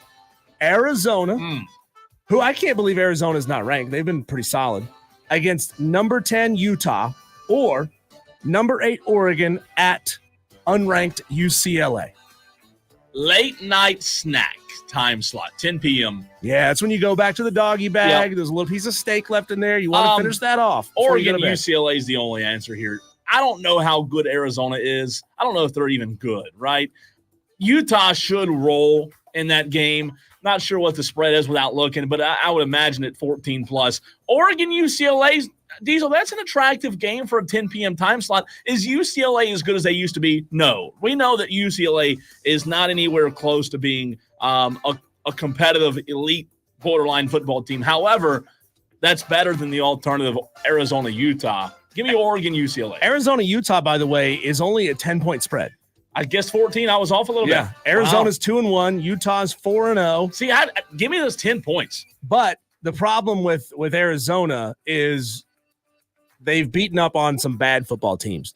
New Mexico, Northern Arizona beat up on both of them. Actually, didn't even beat up on Northern Arizona. 22-10 was the final of that one. And then they got their doors blown off on the road against Kansas State. But I think Arizona can throw the ball around. Remember, we started the season talking a lot, saying a lot of great things about Noah Fafita at Arizona. So I'm going to disagree with you, and I'm going Utah hosting Arizona as my late night snack. I like it. Texter says, better have Peacock if you want to watch that Notre Dame game. I'll forget about that. I did forget. It is on Peacock, isn't it? Yeah, I only have Peacock because my wife watches those really terrible, like, rich divorcees yelling at each other shows. You like so those we get too? Peacock. Yeah, like I'm super into them. Super into them, yeah. I like the one with the fake boobs when she yells at the other one with the fake boobs. That's all they are, right? Yeah. I don't know if I have Peacock. I really don't. I have no idea if I have a Peacock account. Maybe. I mean, what would I have had? Is there anything that I don't know? I may not. I may not have. You have Peacock. to steal it. You have to illegally watch it over the internet. Yeah, I should. Did I tell you I bit the bullet and got Sunday Ticket? Oh, you did? I did. I got Sunday Sunday your Ticket. login. I have YouTube TV. You got to get YouTube TV. Dang it! Crap. That is the weekend menu. The best games and the best time slots this weekend. However, the music bed times you out perfectly. It did. Yeah. We did Good a lot job. of pre-production with our pre-production crew and our pre-show meetings today to make sure that happened. I mean, we put a lot of effort into that. We sure did. Oh, I like that. What's that game that sounds like? Is that what's the game, the old school game? Oh, crap. Hungry Hippos? Maybe, but that's the sound effect from that old game, and I just can't think of what it is. You know where I'm going to be on Sunday, Dave and Buster's, Woodruff Road in Greenville? They have a giant Hungry Hippos game. It's like it's big enough that you sit on the hippo's back, and then you crank on this giant handle, and that's what makes the head of the hippo reach out. And do you play that while you're there? All the time. I never leave. I might comes on Sunday to Dave and Buster's just to see you play. I might play it with you. Battle it out. Texter says Boise, Washington State is the best late night snack. And then another texter says my wife has fake boobs and she yells at me. Oh, that's rough. Is it just something about what is it about, like the silicone or whatever they make those things out of nowadays? It makes them angry. Comes with attitude, I guess. Yeah. Boise, Hurts Washington State. What? That's Pac-Man. How in the freak did I not realize that? It was Pac. Do it again. Which one? The bite? Yeah, that's Pac-Man. That's Pac-Man? Yes. Yes. Trey in Kentucky. Yes. Trey in Kentucky. Thank you. That's Pac-Man. I almost said Pac-Man, but I said, no, it's not Pac-Man. That's exactly what. One more time. I love it. That takes me back. I mean, really, it does. That is Pac-Man. We're rocking high tech today. I'm telling this you, is man. fun. We really are. This is fun. Let's go. Oh, sorry. Go ahead. We have some late upset picks that have come in. Is that where you were headed? No, I was going to the phone lines. Okay, let's go to the phone lines first. Kenny wants to talk a little college football. Renewal by Anderson of the Carolinas fan phone, 844-326-3663. What's up, Kenny? Hey, how you doing? Good, man. Hey, Kenny. Hey, I just want to talk about the state of college football and the motivation of college recruits and high school recruits. Yeah. It used to be that the guys would want to go to Notre Dame, want to go to these certain schools, but now is what I can get out of it. And the landscape has changed, you know. Can I play for a certain coach, or I'm going to transfer? So you think that's going to be the downfall of college football? It certainly doesn't help. First, Diesel. Yeah, it certainly doesn't help, Kenny. I mean, you know, I'm sure you've been paying a little bit of attention to this Matthew Sluka story out of UNLV. Now 2 players off of that roster and 1 guy off of Southern Cal's roster have all activated their red shirts 3 games into the season. You know, if they play another game, they've now played a full season in the eyes of the NCAA. They have now burned all that eligibility, but they played in their 3 games. They're shutting their seasons down and saying, I'm going to transfer at the end of this season. And I think this is going to become a bigger and bigger problem. Do you remember a couple of years ago when it was shocking that a guy like Christian McCaffrey was sitting out the bowl game so that he could go prep for the NFL Combine and his future in the NFL? Now we're going to see this more and more and more players on bad football teams. I mean, I'm shocked that we haven't seen good players on 1-3 or 2-2 football teams say, I don't see any hope of this season turning around. I'm shutting it down and essentially effectively killing that team's season. And Kenny, the only thing I'll say before I let you respond is you brought up Notre Dame. Kids used to, and this is why I love high school football, because it's not impacted by money yet, for the most part. High school football, kids play for the name on the jersey. You brought up Notre Dame, Kenny. In college, kids, athletes, student athletes used to play for the name on the front or on the back of the jersey. That doesn't happen anymore, Kenny. And that, in my opinion, that's what's disappointing. I know we are where we are, where there's no going back, but I think that's the most disappointing part for me. Yeah, it's like you let the toothpaste out of the tube. You can't put the toothpaste back in there. You just can't. You can't put it back. But it just makes you think what's going to happen to high school football. Now you got the IMG academies, you got the Mountain View prep, you got kids transferring in high school, and it really is no loyalty. And you really can't blame the kids because the adults do it too. They go to the highest bidder, coach somewhere, they build their career, and then they off to a bigger school. Thanks for the call, Kenny. Great stuff, man. I really do agree with you, Kenny. I mean, good point. And to Kenny's point, I think, sadly, the only way to fix this, and this is not where anybody wanted this to go, the only way to fix this now is to make these players employees of the university, have them paid by the university, have all funds that get funneled to these players have to go through the universities, because now you've got an institution of higher learning who is responsible for handling all of these deals. And all of this goes back to what we started the show with, I believe, last week with the NCAA needing to clarify to a California judge the definition of what a booster is, and their attempts to set up this clearinghouse model that would put somebody in place to be responsible for looking at all of these deals. If a clearinghouse model existed this past year, Matthew Sluka's $100,000 offer would have had to be vetted by the clearinghouse, whether it's going to be at the school, at the conference level, at the national level, however they're going to do this, or however they end up setting this up. It would have had to clear a clearinghouse before. It would have essentially had to pass the smell test before Matt Sluka would have said, okay, I'm going to UNLV. Essentially, if the offer is made and the clearinghouse clears it, that money's going to get paid. And you know what? I have at times, Diesel, I have thought that that's the direction we're headed about in terms of the student athletes becoming employees of the universities. Mm-hmm. I've been on record said multiple times now. I think you and I talked about it a lot back during the spring. I've said I'm for the student athletes becoming employees of the universities, of the institutions, so we can regulate this stuff a little bit more. However, you know what? As time goes on, as every day passes, as much as I think the only way to put a cap, right, to put a lid on everything that's already happened when it comes to NIL, I think that's the only way. However, I don't know that we're even getting close to that point, right? There hasn't been any legitimate discussions about it, and I think that's the only way. Everybody always says, how do you fix? How do we go back? How do we get this back to a good place of college football? That's the only way, and I don't see it happening anytime soon. And the NCAA has to start winning some court cases, right? They are attempting to pick up protections from all these lawsuits, because the lawsuits have really been what's systematically dismantled the NCAA and what little bit of power and control they still had left. You know, they tried to say, all right, here's the date. I believe it was 2016. Anything after 2016, we're going to go back and essentially pay you lost wages, garnished wages from your NIL opportunities back then. Then what do we see? We saw Denard Robinson, a handful of Michigan players from that era, suing Michigan in the Big Ten to go back and get theirs. Then earlier this week, we saw Reggie Bush suing the Pac-12 and Southern Cal to go back and get his.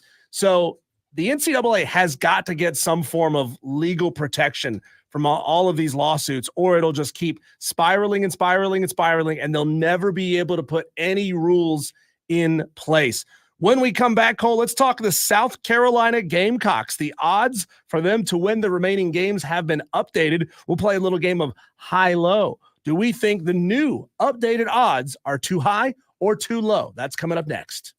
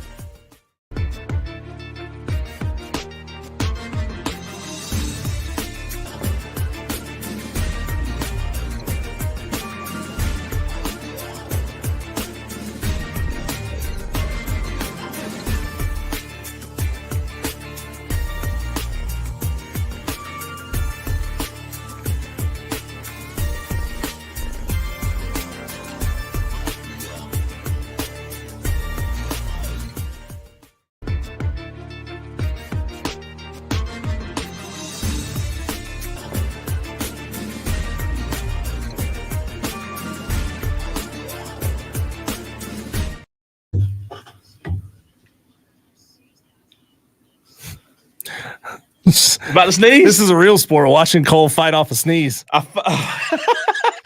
did it. I did it. Just turned on the stream. I not have can a clue very what's going on. rarely do that, but I fought off the sneeze. Outstanding. Gosh. Good job, Cole. We're going to talk South Carolina Gamecocks in this segment. They got 8 games.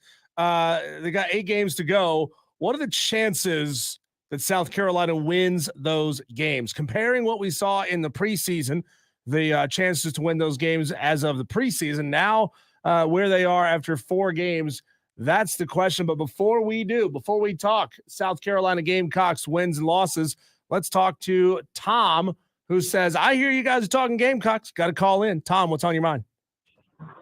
What's up, guys? Diesel, last week I warned you about Gio Lopez, but hey, I'm sure you've suffered enough all week because of that. Tonight, I'm going to give it to Cole because, you know, we hear all this talk about the Cowboys every single year, and every single year, it's like Clemson fans. Every year, this is we're going to be good. And every year it's the same thing. So here we go, Cole. I hope you know Devin Singletary, because he's about to go off tonight. Okay, that man might score 3 touchdowns. But other than that, it's going to be an entertaining football game. I think it's going to be a high-scoring football game. But I think the Giants are just better right now, and they're going to pull it out.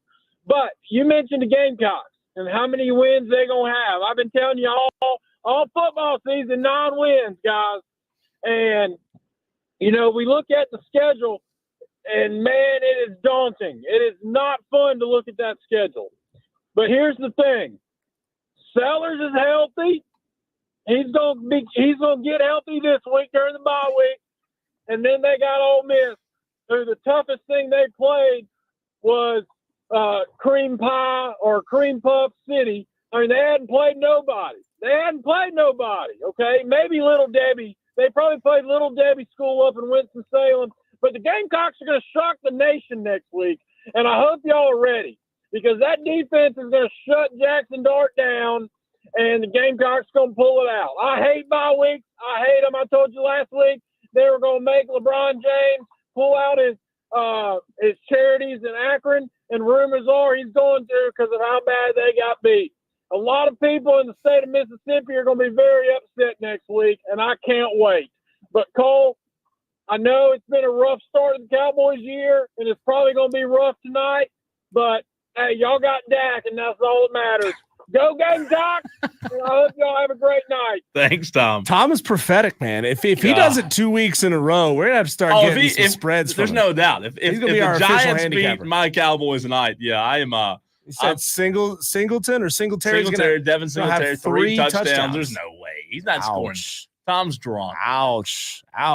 Okay, so South Carolina Gamecocks, 3-1. Over the course of the remainder of the season, Cole, they are favored to win 3 football games. I'll tell you one of them's easy. It's Wofford. Can you predict the other 2 games they're favored to win as of right now from ESPN's matchup predictor? Gamecocks are favored to beat Wofford, Vandy, and A&M.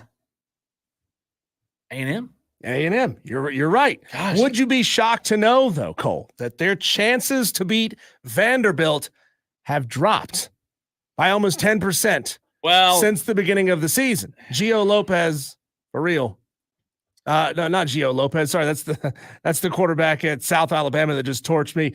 Diego Pavia. Yeah. Diego Pavia is lights out for Vanderbilt this year. So we'll get to that one in just a second. Okay. Ole Miss, with South Carolina coming off a bye. Preseason, South Carolina was given a 43% chance to win that football game because we just didn't know anything about any of these teams, right? But now they're only given a 20% shot to win that football game. Ole Miss has been torching people, but they played nobody. A weak schedule. South Carolina has shown to have a really strong defense this year. A 20% chance to beat the Ole Miss Rebels coming off a bye. Is that too high or is that too low? 20%? Yep. You can't say dead on. No. I 20% chance that the Gamecocks have of beating Ole Miss next Saturday. I think it's a little low. That's low. think it's a little low. I think South Carolina's defense is going to put a hurting on Ole Miss. And again, I don't go to the extreme of Tom, who just called in, right? But I do think he says Gamecocks are going to win the Super Bowl. Right. I do think South Carolina's defense will keep them in the game for a large majority of it. Do I think they're going to win the game? No, but 20 is a little low for me. I would probably put it 25, maybe 25, 75, 25. Maybe you could buy me to 30%. Yeah. However, I don't think it's much more than 30. Okay, going on to the next week on the road at Alabama. That chance to win has dropped from 14% to 8%. 8% chance to beat Alabama on the road. If this was a home game, if this was in Columbia, I think the chances would probably stay static right there, about 15%. But that's rough, man. Alabama, we're going to find out really who they are this weekend against Georgia. And South Carolina is not Georgia. No, but if Georgia is able to shut Alabama down, they're giving South Carolina a good blueprint on how to do the exact same thing. I tell you, I think 8's too low. I think I'm going to go too low once again. Yeah. Look, Alabama having that game in Tuscaloosa obviously is a big part of it, right? That game being in Alabama matters. That place is a tough place to go win. So I certainly don't think South Carolina goes out there and has a 50-50 shot. But again, I think for the second week in a row, I think you're just discounting the Gamecocks just by a little bit. So we go now to the third week after this. At Oklahoma, the chances to win that game have risen from 18% to 32%. You like that or not? 32% at Oklahoma. Oklahoma's got a new quarterback this week. They benched Arnold after the performance against Tennessee. So Oklahoma's going to be breaking in a new quarterback. Now, by that point, if it's still this guy they're starting this week, he will have 3 games under his belt by then. No, 32%'s better. It's better than the first 2 in my mind when you're talking about South Carolina's percentage of chance to go and win on the road. Now, look. 32% seems low to me. I'd say South Carolina's got a 45% chance to win that game. I don't hate that. Alabama, the week before, that game, Diesel, in my opinion, will dictate. I don't want to say it'll fully dictate, but it will have something to do with how South Carolina responds, having to go on the week 2 weeks in a row, or having to go on the road 2 weeks in a row, right? At Alabama, we all think that Alabama's going to take care of business at home. They come back home, then they have to go to Oklahoma. 32, I'll agree it's low, but not by much. I'm going to say maybe 35, 40% chance. I still think Oklahoma has a very good advantage in that one. It's just not a coin flip for me. We hadn't had any coin flips yet. So that's 3 games in a row we think the Gamecocks are being undervalued. I think so too. Undervalued. Yeah. Okay, now they are going to be hosting Texas A&M on Saturday, November 7th. Home game for the Gamecocks, 52% chance to win that ball game. Again, I think that's low. I think that's low. I think that's low. I think South Carolina deserves about a 60% chance to win that ball game. Obviously, Connor Wegman, he's questionable. He's got an AC joint sprain in his throwing shoulder. By then, he's going to have another 5 weeks to rehab that, but I don't know where he's going to be by that point. And this could shift and change and move as we get closer to that game, obviously. But I think South Carolina's defense at home, that environment in Williams-Brice is as electric as it's ever been. And hosting Texas A&M, that the fans know that that's one you have got to have to be bowl eligible. It is. So I like South Carolina big time in that one. I think 52 is underselling the Gamecocks again. A&M is a little bit higher in total offense in the SEC than South Carolina is. I do think that game's close. It being at Williams-Brice obviously matters. I would not be surprised, Diesel, if that Texas A&M game is something similar to LSU in terms of maybe a little more high scoring than we thought, right? Maybe South Carolina this time around at home against A&M, maybe this time the Gamecocks have to go and put together a really good drive in order to get the win. I think 52 might be a touch too high. I think this one's a dead even 50-50 coin split game. Again, Still some time between now and then. If Dow Loggins shows me improvement between now and then, I may increase it. But right now, I think it's a touch too high. I just don't have a ton of faith in the wide receiver room and the offensive coordinator in Dow Loggins as of yet. All right, moving on to one of the wildest stories in college football this year. I mean, did you have this on your bingo card that Vanderbilt would be as good as they are? I know they're 2-2, but Vanderbilt has actually looked really good a couple times this year. Diego Pavia, 720 yards, 6 touchdowns, 0 interceptions. South Carolina goes on the road to play at Vanderbilt on November 9th. And as of right now, the odds makers think that South Carolina only has a 58% chance to win that game. Started at 66. It's down to 58. Yeah, too low. Needs to be more like 65, 70. Wow. Gamecocks are going to beat Vandy. That's a tough one. I mean, I think so as well. I'm certainly putting them past the 50% mark on that. But 58% on the road at Vanderbilt. Diego Pavia, he's just having one of those kind of blessed seasons, and you can't really figure out why. So I'm gonna say that 58% is pretty close. I'm gonna say it needs to be a little closer to 60%. Okay, next up, we go to the Missouri game. This is a game, one of the few that South Carolina's percentage chances to win have gone up since the beginning of the season. They're not impressed. The odds makers are not impressed with Missouri. It's gone from 33% to 39%. Missouri is a home game in Columbia, South Carolina. This one's interesting, 39%. I'm going to say just a touch too high. I think it's high. Too high, yeah. I think it's high. I think Missouri, so, by the end of the season, will figure things out. They will square things away. And Eli Drinkwitz doesn't lose in Columbia SC. Yeah. You know, he just doesn't. He just doesn't. I know Missouri has not impressed the way that we thought they would, but I think by then Missouri gets it figured out. Wofford, that's an easy one. 96% chance to win that football game. It's never 100%. I mean, shout out to Wofford and the turnaround that they've had this year, 2-1 on the year. And then we go finally to the game at Clemson, 32% chance for the Gamecocks to win. Like it or not. That's intriguing. 32% chance on the road. I think it's too low. I think South Carolina has a better chance than 32% to go on the road and beat Clemson. I would say it's more like 35 or 40. Well, this will be probably the highest rated defense that Clemson will play since Georgia. I mean, maybe Louisville. We just got to see.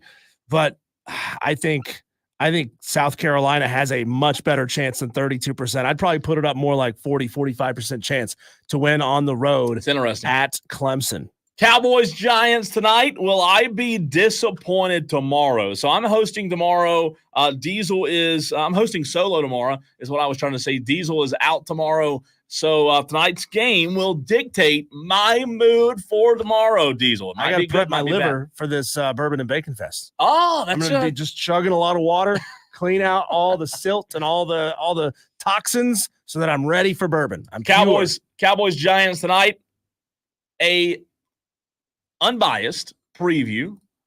I will be very fair here. I won't be the biased Cowboy fan that you all know and hate, but we'll talk a little bit Giants Cowboys tonight. If the Cowboys were to lose tonight, they're 1-3. What then would happen? Could we possibly see a midseason firing? We'll talk about it next.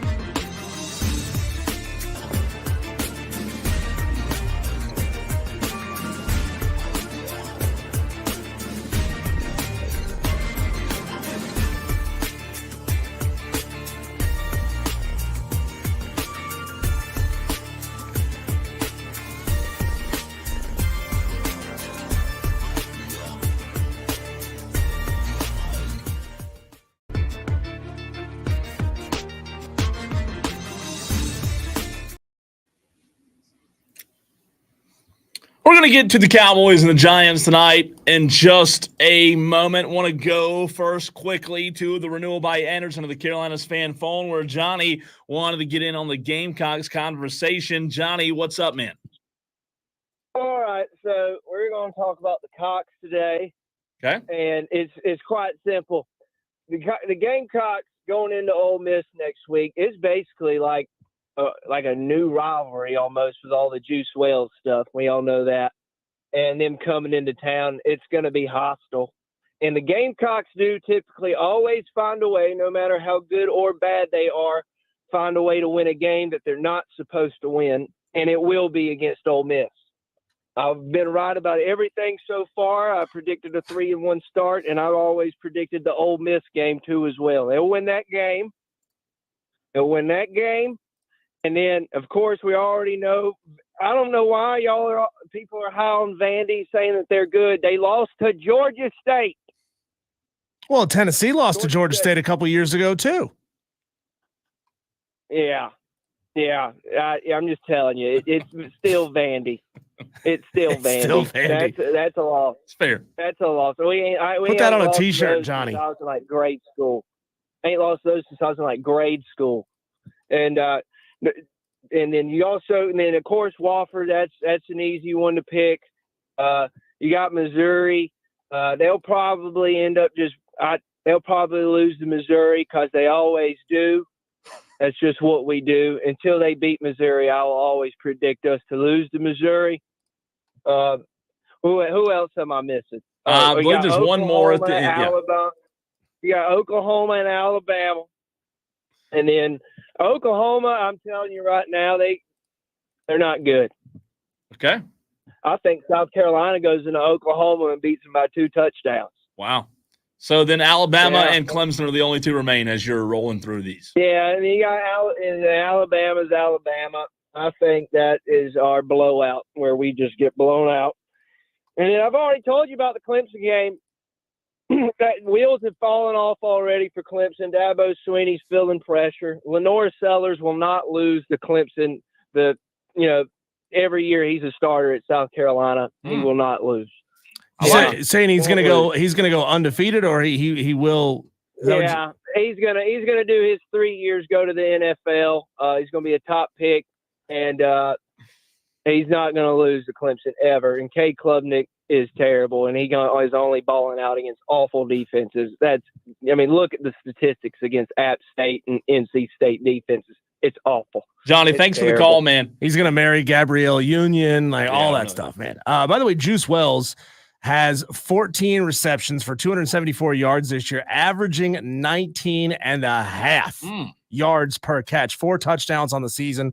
He's had a 61-yard reception as his longest reception. Juice Wells having a good season this year. All right, Gamecocks in the rearview mirror now. We have Cowboys and Giants tonight as the Cowboys are really, really needing a win here. You look at this Dallas team, they're 1-2. What's interesting is I don't know. I don't expect a firing to happen midseason with Jerry Jones. However, if Dallas loses this game tonight to a Giants team that's not good, led by Daniel Jones, I'm telling you, Diesel, there's going to be a lot of heat. That's all Jerry Jones will be asked about.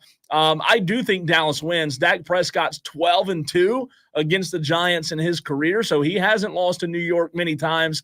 The only thing that concerns me is if I was New York tonight, I would line up in a single wing, double wing, whatever kind of wing you want to line up in and run the ball, because the Cowboys are the worst in the NFL in stopping the run. They cannot stop a cold on the ground. So the Giants, if they want to win tonight, they need to run Rudolph. However, I do think Dallas wins. Dak Prescott's been really, really good against New York. But if they were to lose, Diesel, I think that I think Jerry Jones, he's aging. You know what? Not going to say that D word, but he's aging. He's up there. I'm telling you, Mike McCarthy, if he loses this one, he will be under tremendous pressure. I don't think they'd fire him midseason, but it wouldn't surprise me. Tell me about Rico Dowdle for the Dallas Cowboys. He's emerging as their number one running back this year, but he's not particularly lighting up the scoreboard or lighting up the stat sheet. Former South Carolina Gamecock, Rico Dowdle. Mm-hmm. Rico Dowdle's a good running back, but he's not a number one back. And I know Rico Dowdle has a lot of ties to the area up toward Gaffney and a lot of family up that way. But Rico Dowdle is not a number one back. Rico Dowdle is a good running back, but he has shown over the last few years that he's a backup running back.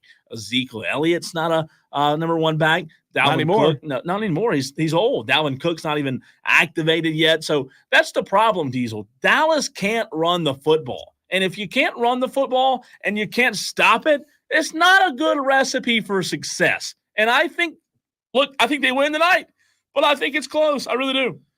Coming up next, we're going to try to will our very next guest, Clay Hendrix, to some success this weekend. The Furman Paladins getting into SoCon play against Samford. We'll preview that game, talk all things Furman Paladins football with Clay Hendrix next.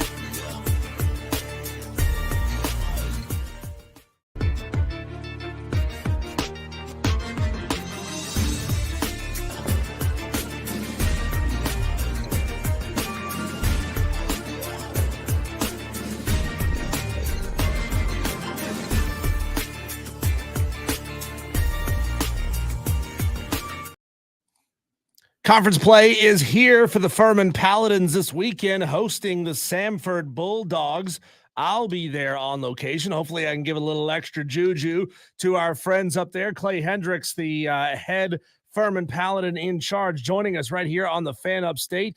Coach, number one, how are you guys holding up so far? I know the heavy stuff really hasn't started to hit us, but as weather is expected to move on out, should be really beautiful for game time.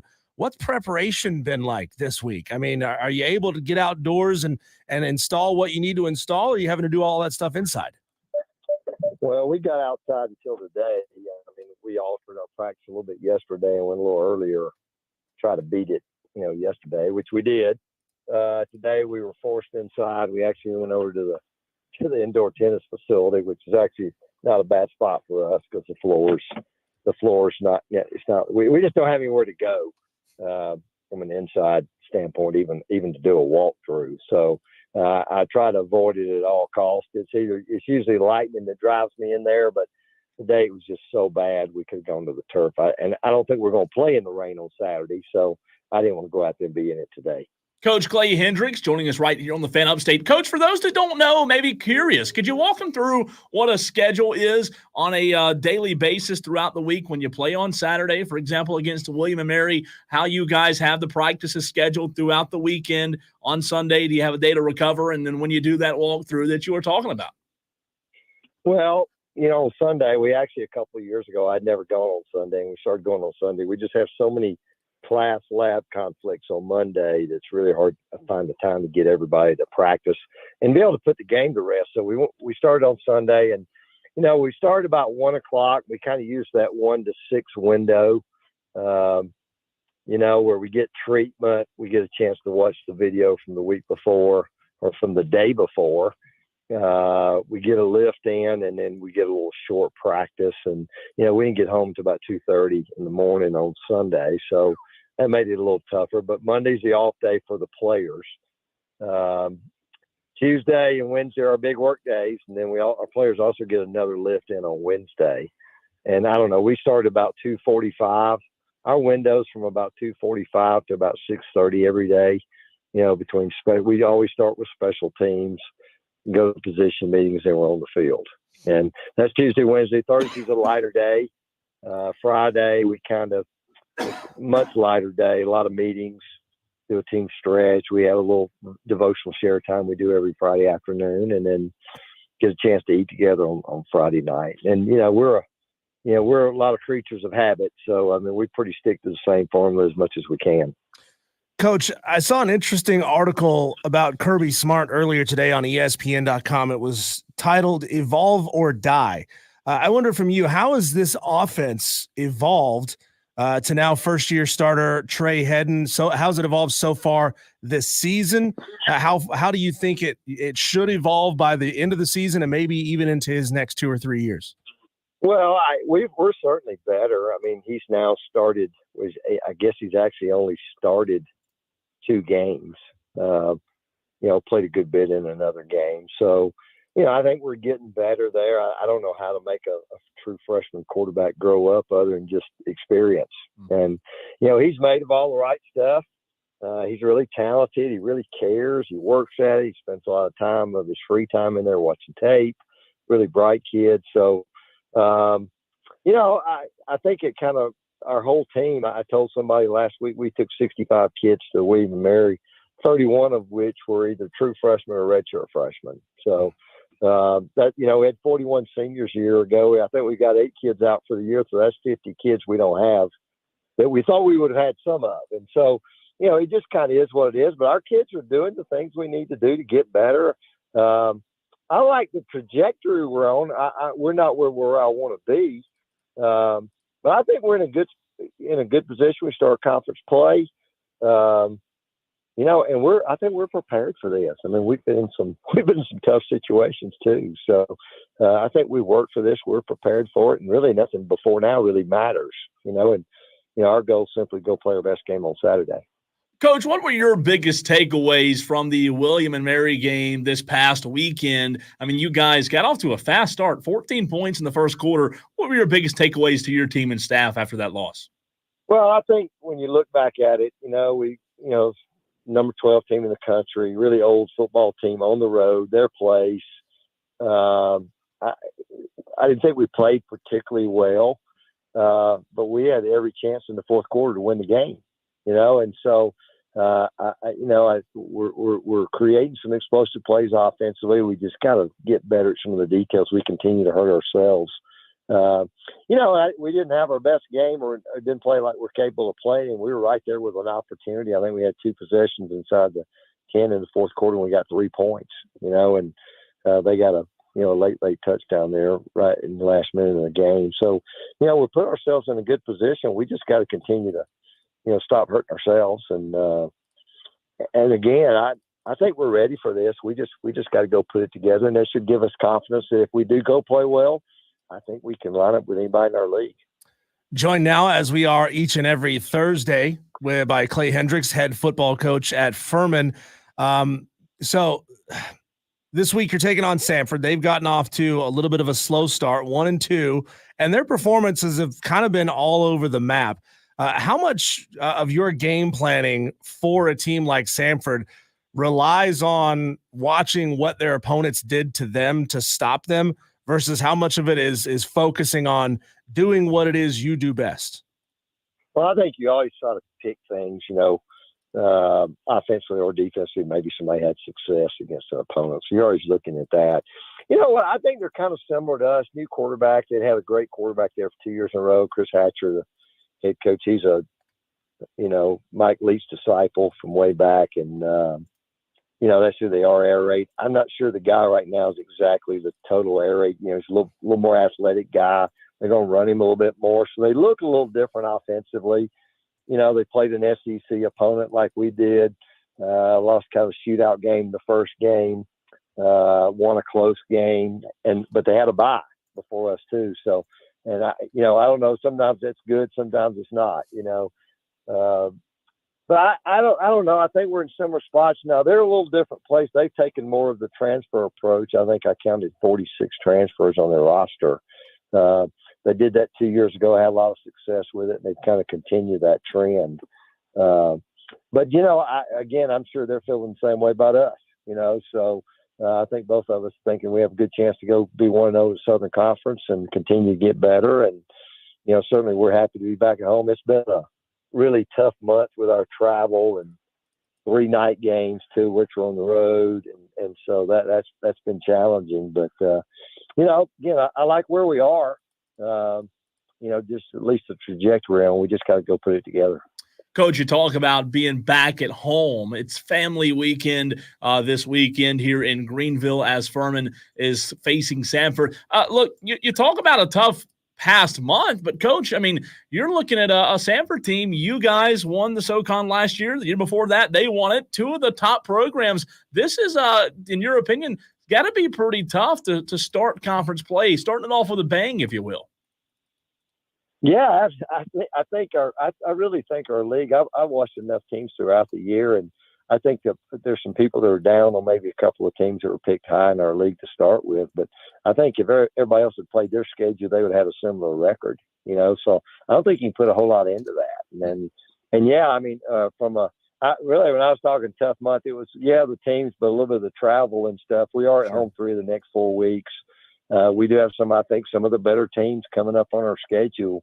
Which again, that's what you want to play for. And again, I think last year probably the 3 toughest opponents in our league. We had them all 3 on the road and went to all 3 places and won. So, we had a good week of prep. I think we've prepped pretty good every week. It's just time for us to go play a complete football game and play our best game. There's no reason we shouldn't be able to do that. Coach, you hear a lot of coaches say, trust the process. And it seems that this year, as you're saying, with just the high number of freshmen and young guys you have on this team, that has to be the message, right? You look and you say, hey, this system that we're running was highly effective last year and the year before. Just trust the process. Who do you like that's really coming along really, really well so far as a young player for you? Well, offensively probably is where we're youngest, particularly the skill positions. And, I was just looking through their explosive plays. We've probably had more explosive plays in 4 games than we had, I know, all of last year, which I think is a good thing. I think we've got to be better at making the routine plays. But, certainly Trey Headney, quarterback, has done some really good stuff. We had Jackson Pryor, tight end, played his first game ever. I think his first catch went for 45 yards last week. It's a guy we're going to continue to play. And Devin Hester, another young guy. Colton Hinton, I think, is one of the more dynamic guys in our league, who's a true sophomore, for us. And, those are all some young guys there offensively, and then not quite as young on defense, but I think the young corners are playing better and better. They got a tough little indoctrination there at Ole Miss week 1. But they just kind of, you want to see guys get better and improve. And I think we continue to see out of that. We got a few more veteran guys, people like Luke Clark and, Evan DiMaggio defensively have played really well, been good leaders for us. So, we got a good mixture still of some older kids, but a lot of good, young, talented guys. And, it's kind of excites you going forward, to watch this thing, how much improvement can we make? And I think, when we look back at it at the end of the year, that's really kind of what I usually judge it on. Did you maximize the potential you had with the guys that you have on your team? Coach, my last question for you. Trey Hedden had a good day against William and Mary, 264 yards and 2 touchdowns, an 84-yard connection to Colton Hinton, the 9th longest pass in program history. You mentioned just a few seconds ago explosive plays. Is that something you guys emphasized during the offseason that you wanted to be better at this season? Yeah, you emphasize it, but I think it's one of those things you got to be able to do. And I think certainly having a few more explosive guys makes a difference. And, we were a little bit of a pound and ground team for the last couple of years. Tyler Huff was a guy that would make some plays with feet. 2 years ago, we had a guy, Ryan Miller, who made a lot of explosive plays. And so I just think we got more of those kinds of guys. And then I think Trey's ability to stretch the field, he can make every throw. And so, we've been talking about missing deep balls, and we've hit several deep balls in the last couple of games. And hopefully that will continue, which will help us everywhere. Help us in the run game. So it's something we spend a lot of time on, but it's can we get the balls to our playmakers and give them a chance to go make plays? He is the head coach of the Furman Paladins, Clay Hendrix, here on the Fan Upstate. Coach, wish you the best of luck. Taking on Samford, a conference foe. This is a big weekend, and like I said, I'll be there. So hopefully I can provide whatever kind of good momentum, good juju I can. Good luck this weekend. Thanks, Coach. Well, thank you. We'll take as much good juju as we can get. Yes, sir. Clay Hendrix, head football coach of the Furman Paladins. Yeah, Cole, they've been really close in a couple of games so far this year. Obviously, the Ole Miss game, that's a completely different story. That's playing an NFL roster. Yeah. So you can't compare yourself to that one. You take the money, you use it wisely to take care of some of the financial things for your program. But you look down the schedule for this Furman Paladins team and the games they've played this year, they have been in every single game they've played. And the games that they've lost, they had a 4-point loss against Charleston Southern, a 10-point loss on the road against the top 15 William and Mary. They're a good football team. They just haven't quite put it together. And the way Coach describes it, man, this quarterback is going to be slinging the football all over the place. Maybe later on this season things start to click. If not by next season, I think Furman's going to be a high-powered offense. Well, a lot of it has to do with what he said, right? On the offensive side of the ball, they're very young. So young. And it's going to take time. They've been in some close games, but you've got to allow this offense with young players to gel and and come together and get that chemistry that they need. Young offenses are tough, man, especially when you go out there first week of the season and play Ole Miss. So to your point, I think they will continue to get better. Clay Hendrix has always proved and always shown that his teams get better and better as the season goes on. I'm excited. I think this matchup against Samford, the last 2 conference champions, this was going to be a good one Saturday. But the real question, the burning question to our Tolos out there is, if they come to the game and see you, what do they get? You get to see me? I don't know if I've got anything to give away yet. I bet you will. I bet you will. I might. You got to come find me. We'll be at the just look for the Odyssey and fan Upstate tents. Do you have your mud boots ready is the question. No, I'm going to go barefoot. That's not a bad idea. It's my Appalachian style. Yeah, I was going to say that. Go barefoot. The guy on the App State Hill that was it the sideline reporter the other night that slid down the hill at App State? Yeah. And the camera guy behind him. He threw on some of the striped overalls, which, by the way, I know we get into this topic every now and again. That's one of those traditions that, like, you got to find something cooler than. Why don't you ever wear yours overalls. to the show? I don't have any. Oh, first of all. gotcha. Second of all, I think they're dumb because everyone has the striped overalls, right? It's a company that just dyes them all these different colors for all these different schools and sells all these. Like, App State should have like plaid. You know, something? Black and gold plaid coveralls. That's what we should do. I like them. I like the stripes. Well, everybody knows the stripes. I just like. Everybody does the stripes. I don't know what it is. That guy, I saw a video of the App State, one of the fans in the striped overalls picking up trash. He was like the last person there who's picking up trash off the hill. I did see some people say, get that kid a scholarship. Yes. He deserves it. We got a couple of late upset picks that have come in. By the way, we've got one from T. Ray. He's taking Northern Illinois over NC State for 7.5. Interesting. He thought he wants Illinois plus 19.5 over Penn State. Keith in Traveler's Rest says, give me Purdue over Nebraska. That one's worth 10. And Tyler B wants Oklahoma State plus 5 over Kansas State. I'll tell you what, man. If Illinois, I'm stupid. I should have taken Illinois over Penn State because if you somehow get that one, if you somehow 19.5 point swing, that would be tremendous. I mean, that'd be you'd have a leg up in this competition for sure. I don't know if it's going to happen. Illinois is a good team. They really are, but 19.5 points is a lot of points. It really is. Texter says, Diesel, I am one of the EMTs that covers the Furman home game, so I can't leave my post, but if you want to bring me a hat, that'd be cool. Are you going to be in an ambulance?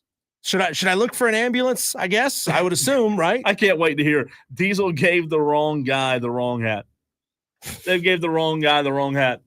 That's that. You know what though? I appreciate you, Tolo. Or did I give the wrong guy the right hat? Oh, that's true. Or did I give the right hat to the wrong guy? It's a good point. Very good point.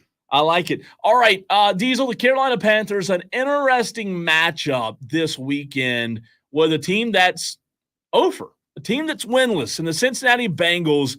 This is a fascinating matchup because Joe Burrow and the Bengals are 0-3. Carolina Panthers got their first one of the season.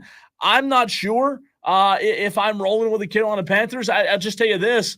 We'll get into it in the very next segment, but eventually Joe Burrow is going to figure this thing out. He hasn't been bad. So let's get into that next. Do we expect the Carolina Panthers and the Red Rifle to be able to knock down 2 in a row against Joe Burrow? I don't know what Joe Burrow's nickname is. Maybe Eminem with a new hairstyle, but a big one this week for Carolina. We'll talk about it next.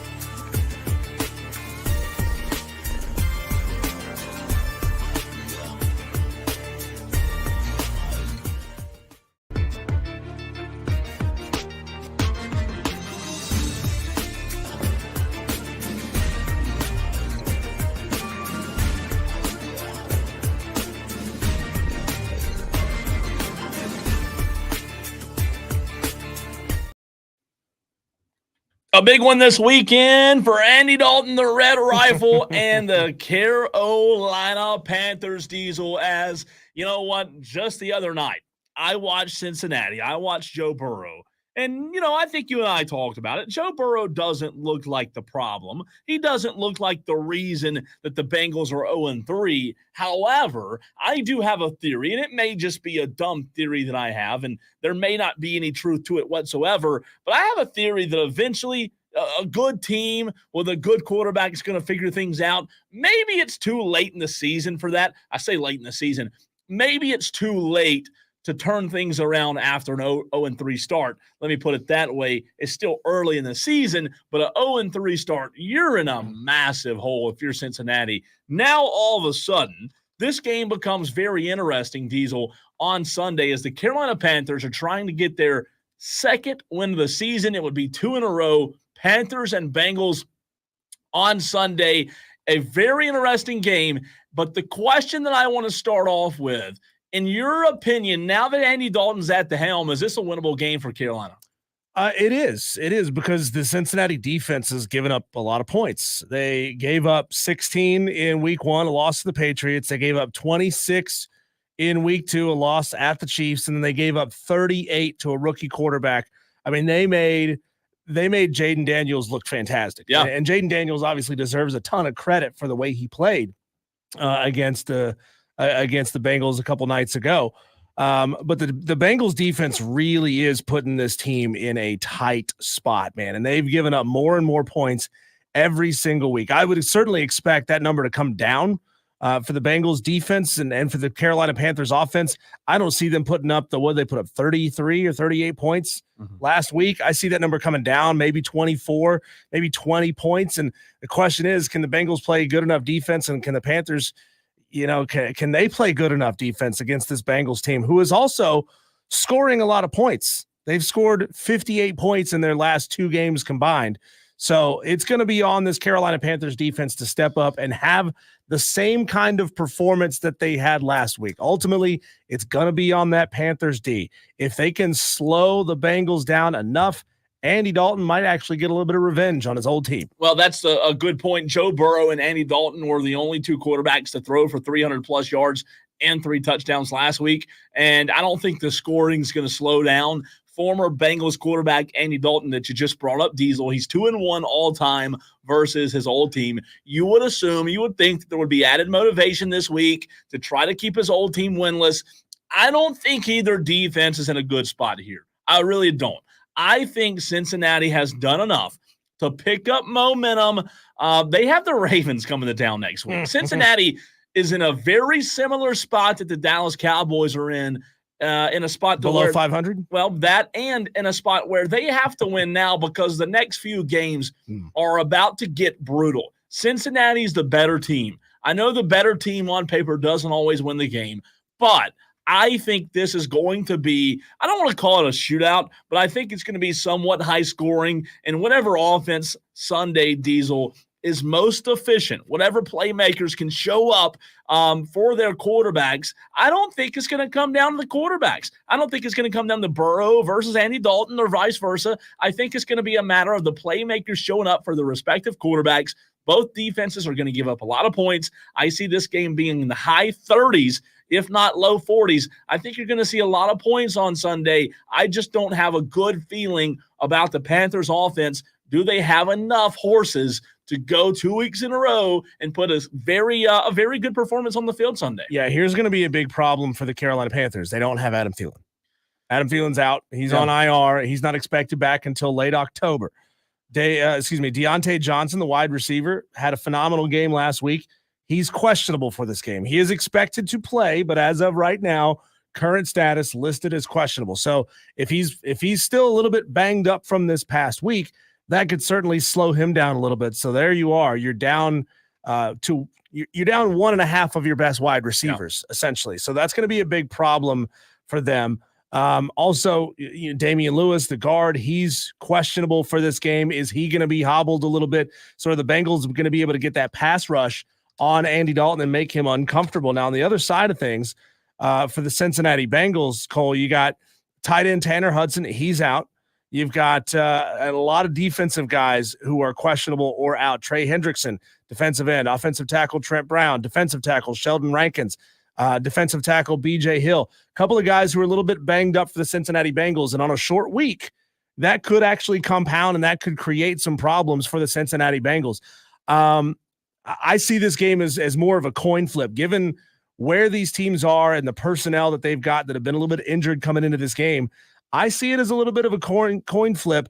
If I had to pick a 51%, I'm going Cincinnati to get the win on the road. All right, here's 2 stats that you're not going to like if you're a Carolina Panthers fan. Ready? Stat number 1.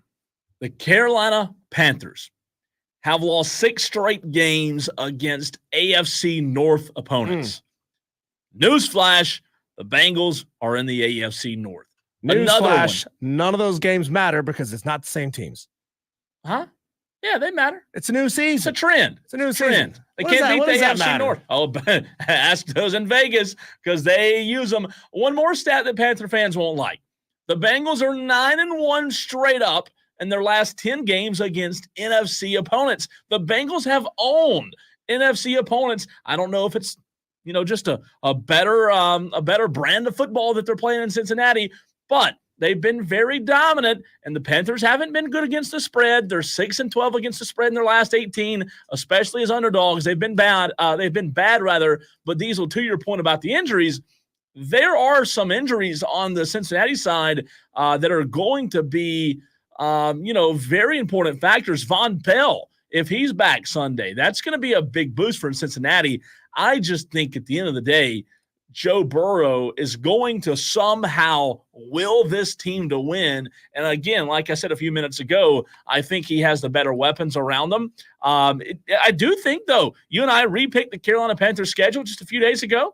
I think this is going to be a good game. I don't think it's going to be a blowout. It's certainly winnable. Certainly winnable. And, the big question mark is what Andy Dalton did last Sunday sustainable? Can he do it week in and week out? Right? It's been a couple of years, obviously, since he's been QB1 and played a lot of games. And he's always been a very consistent quarterback his entire career. Obviously, there was that season that ultimately had him saw him pack his bags from Cincinnati.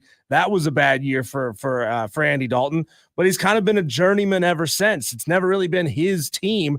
And he should feel, at the moment at least, Cole, he should feel that this is his team. I don't think there's a whole lot of risk of him being benched and replaced with Bryce Young down the stretch. But it's been since 2022 in New Orleans since he was the guy at a team. So, and then you look back, you could tell me a little bit more about this.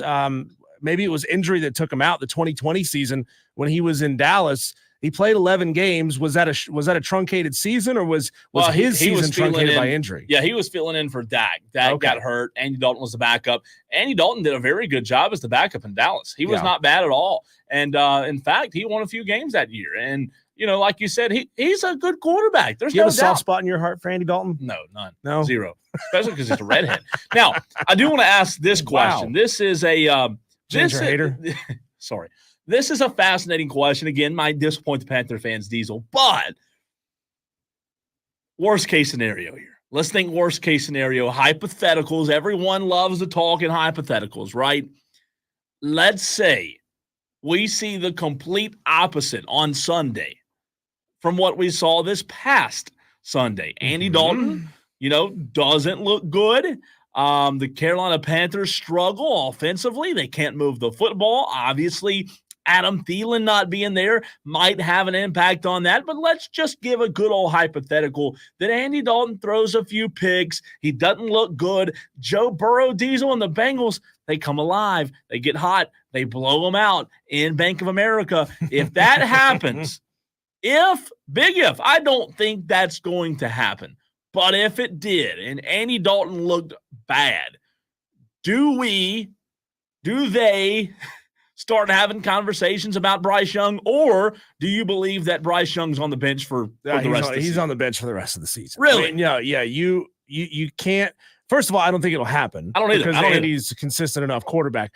Second of all, you can't say that one bad game against a perennial playoff team in the Cincinnati Bengals, even though they started 0-3 this year. You can't say that one bad game is enough, because then now you're ping-ponging back and forth between multiple. Who's third string quarterback? Why not give him a shot? Plummer, right? Yeah, he's off the roster. Wasn't the other guy?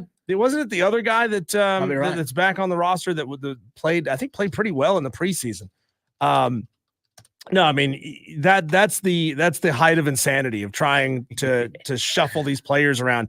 If that's the case, you play the third stringer, you play whoever, just tank for the season and go and draft yourself a number one quarterback. There is no other guy. They don't have a third quarterback on the roster? No. They have two quarterbacks on the roster, and that's it. That is it. Andy Dalton pulling somebody off the practice squad. And Bryce Young. That's right. I don't know who's on the practice squad. Might be Plummer, might be the other guy that you were talking about. But boy, that's it. And again, you don't ever want to see anybody get hurt, but if Andy Dalton were to go down, I mean, you got to put Bryce back in. Sorry, Bryce.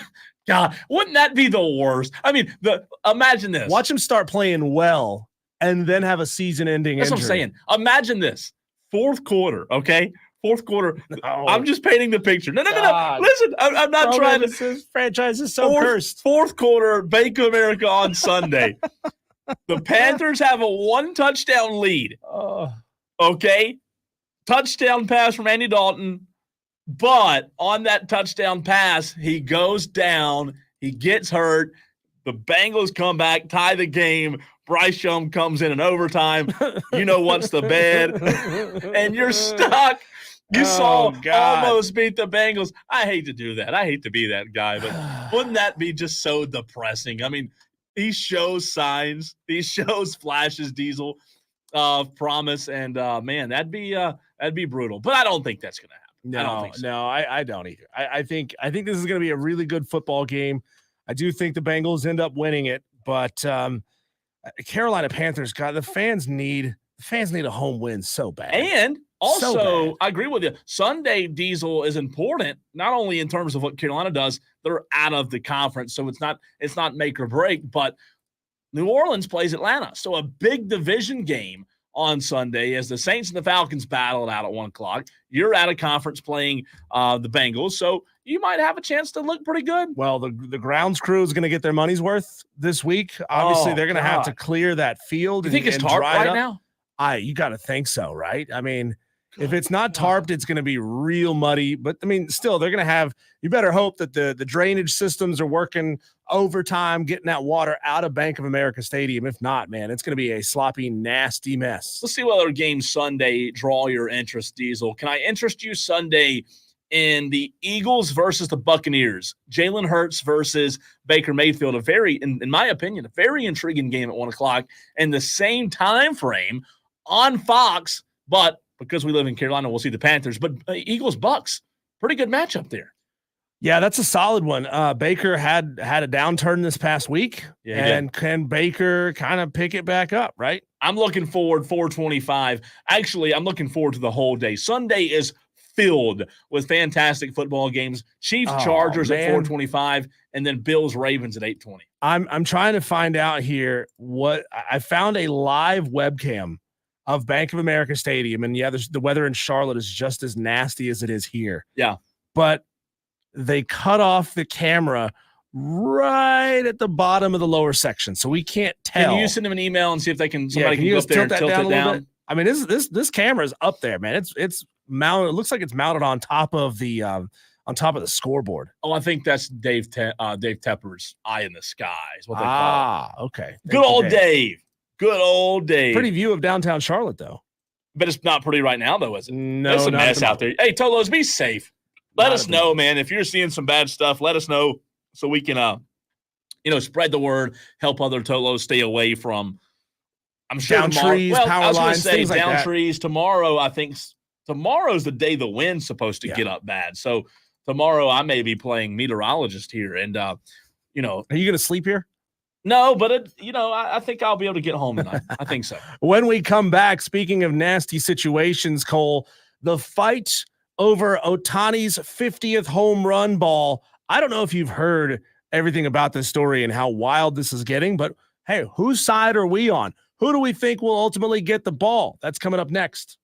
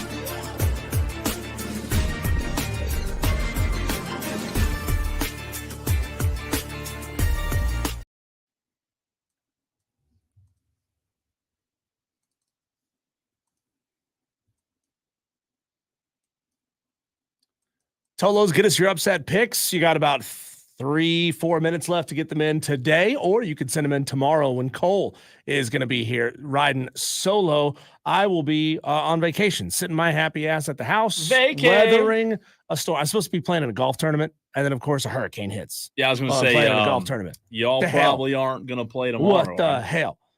So, Cole, you know, there's a long-standing tradition. If you're in the outfield of a baseball game and a home run ball gets hit at you, it's a scrum, right? It's a fight to go get the ball. That's exactly what happened with Shohei Ohtani's 50th home run ball. Now, obviously, that's not just any old home run ball. That's going to be worth a ton of money.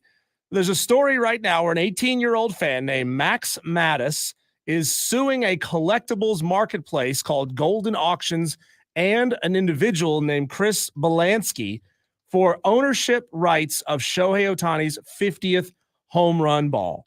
Max claims that he grabbed the ball first, but that it was taken away from him as a result of civil battery.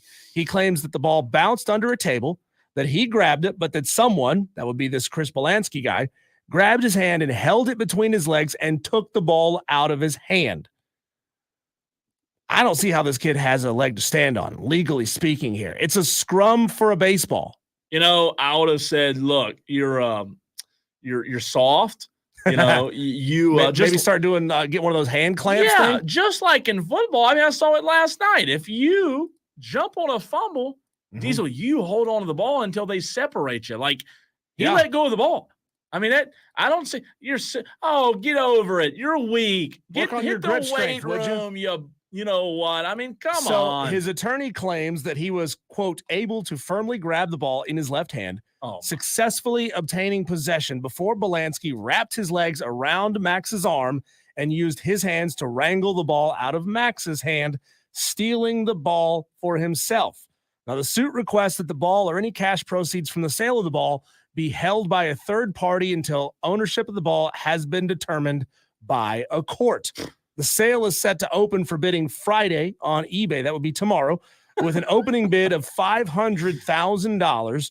Bidders can outright purchase the ball for up to $4.5 million until October 9th. The Dodgers offered $300K for it, but the offer was turned down, so it's going to auction. Diesel, if you're fighting for the ball, you can't just use your arms and hands. You got to use your body. Yeah. You got to box out. You got to box out. Use that big butt. Use that weight.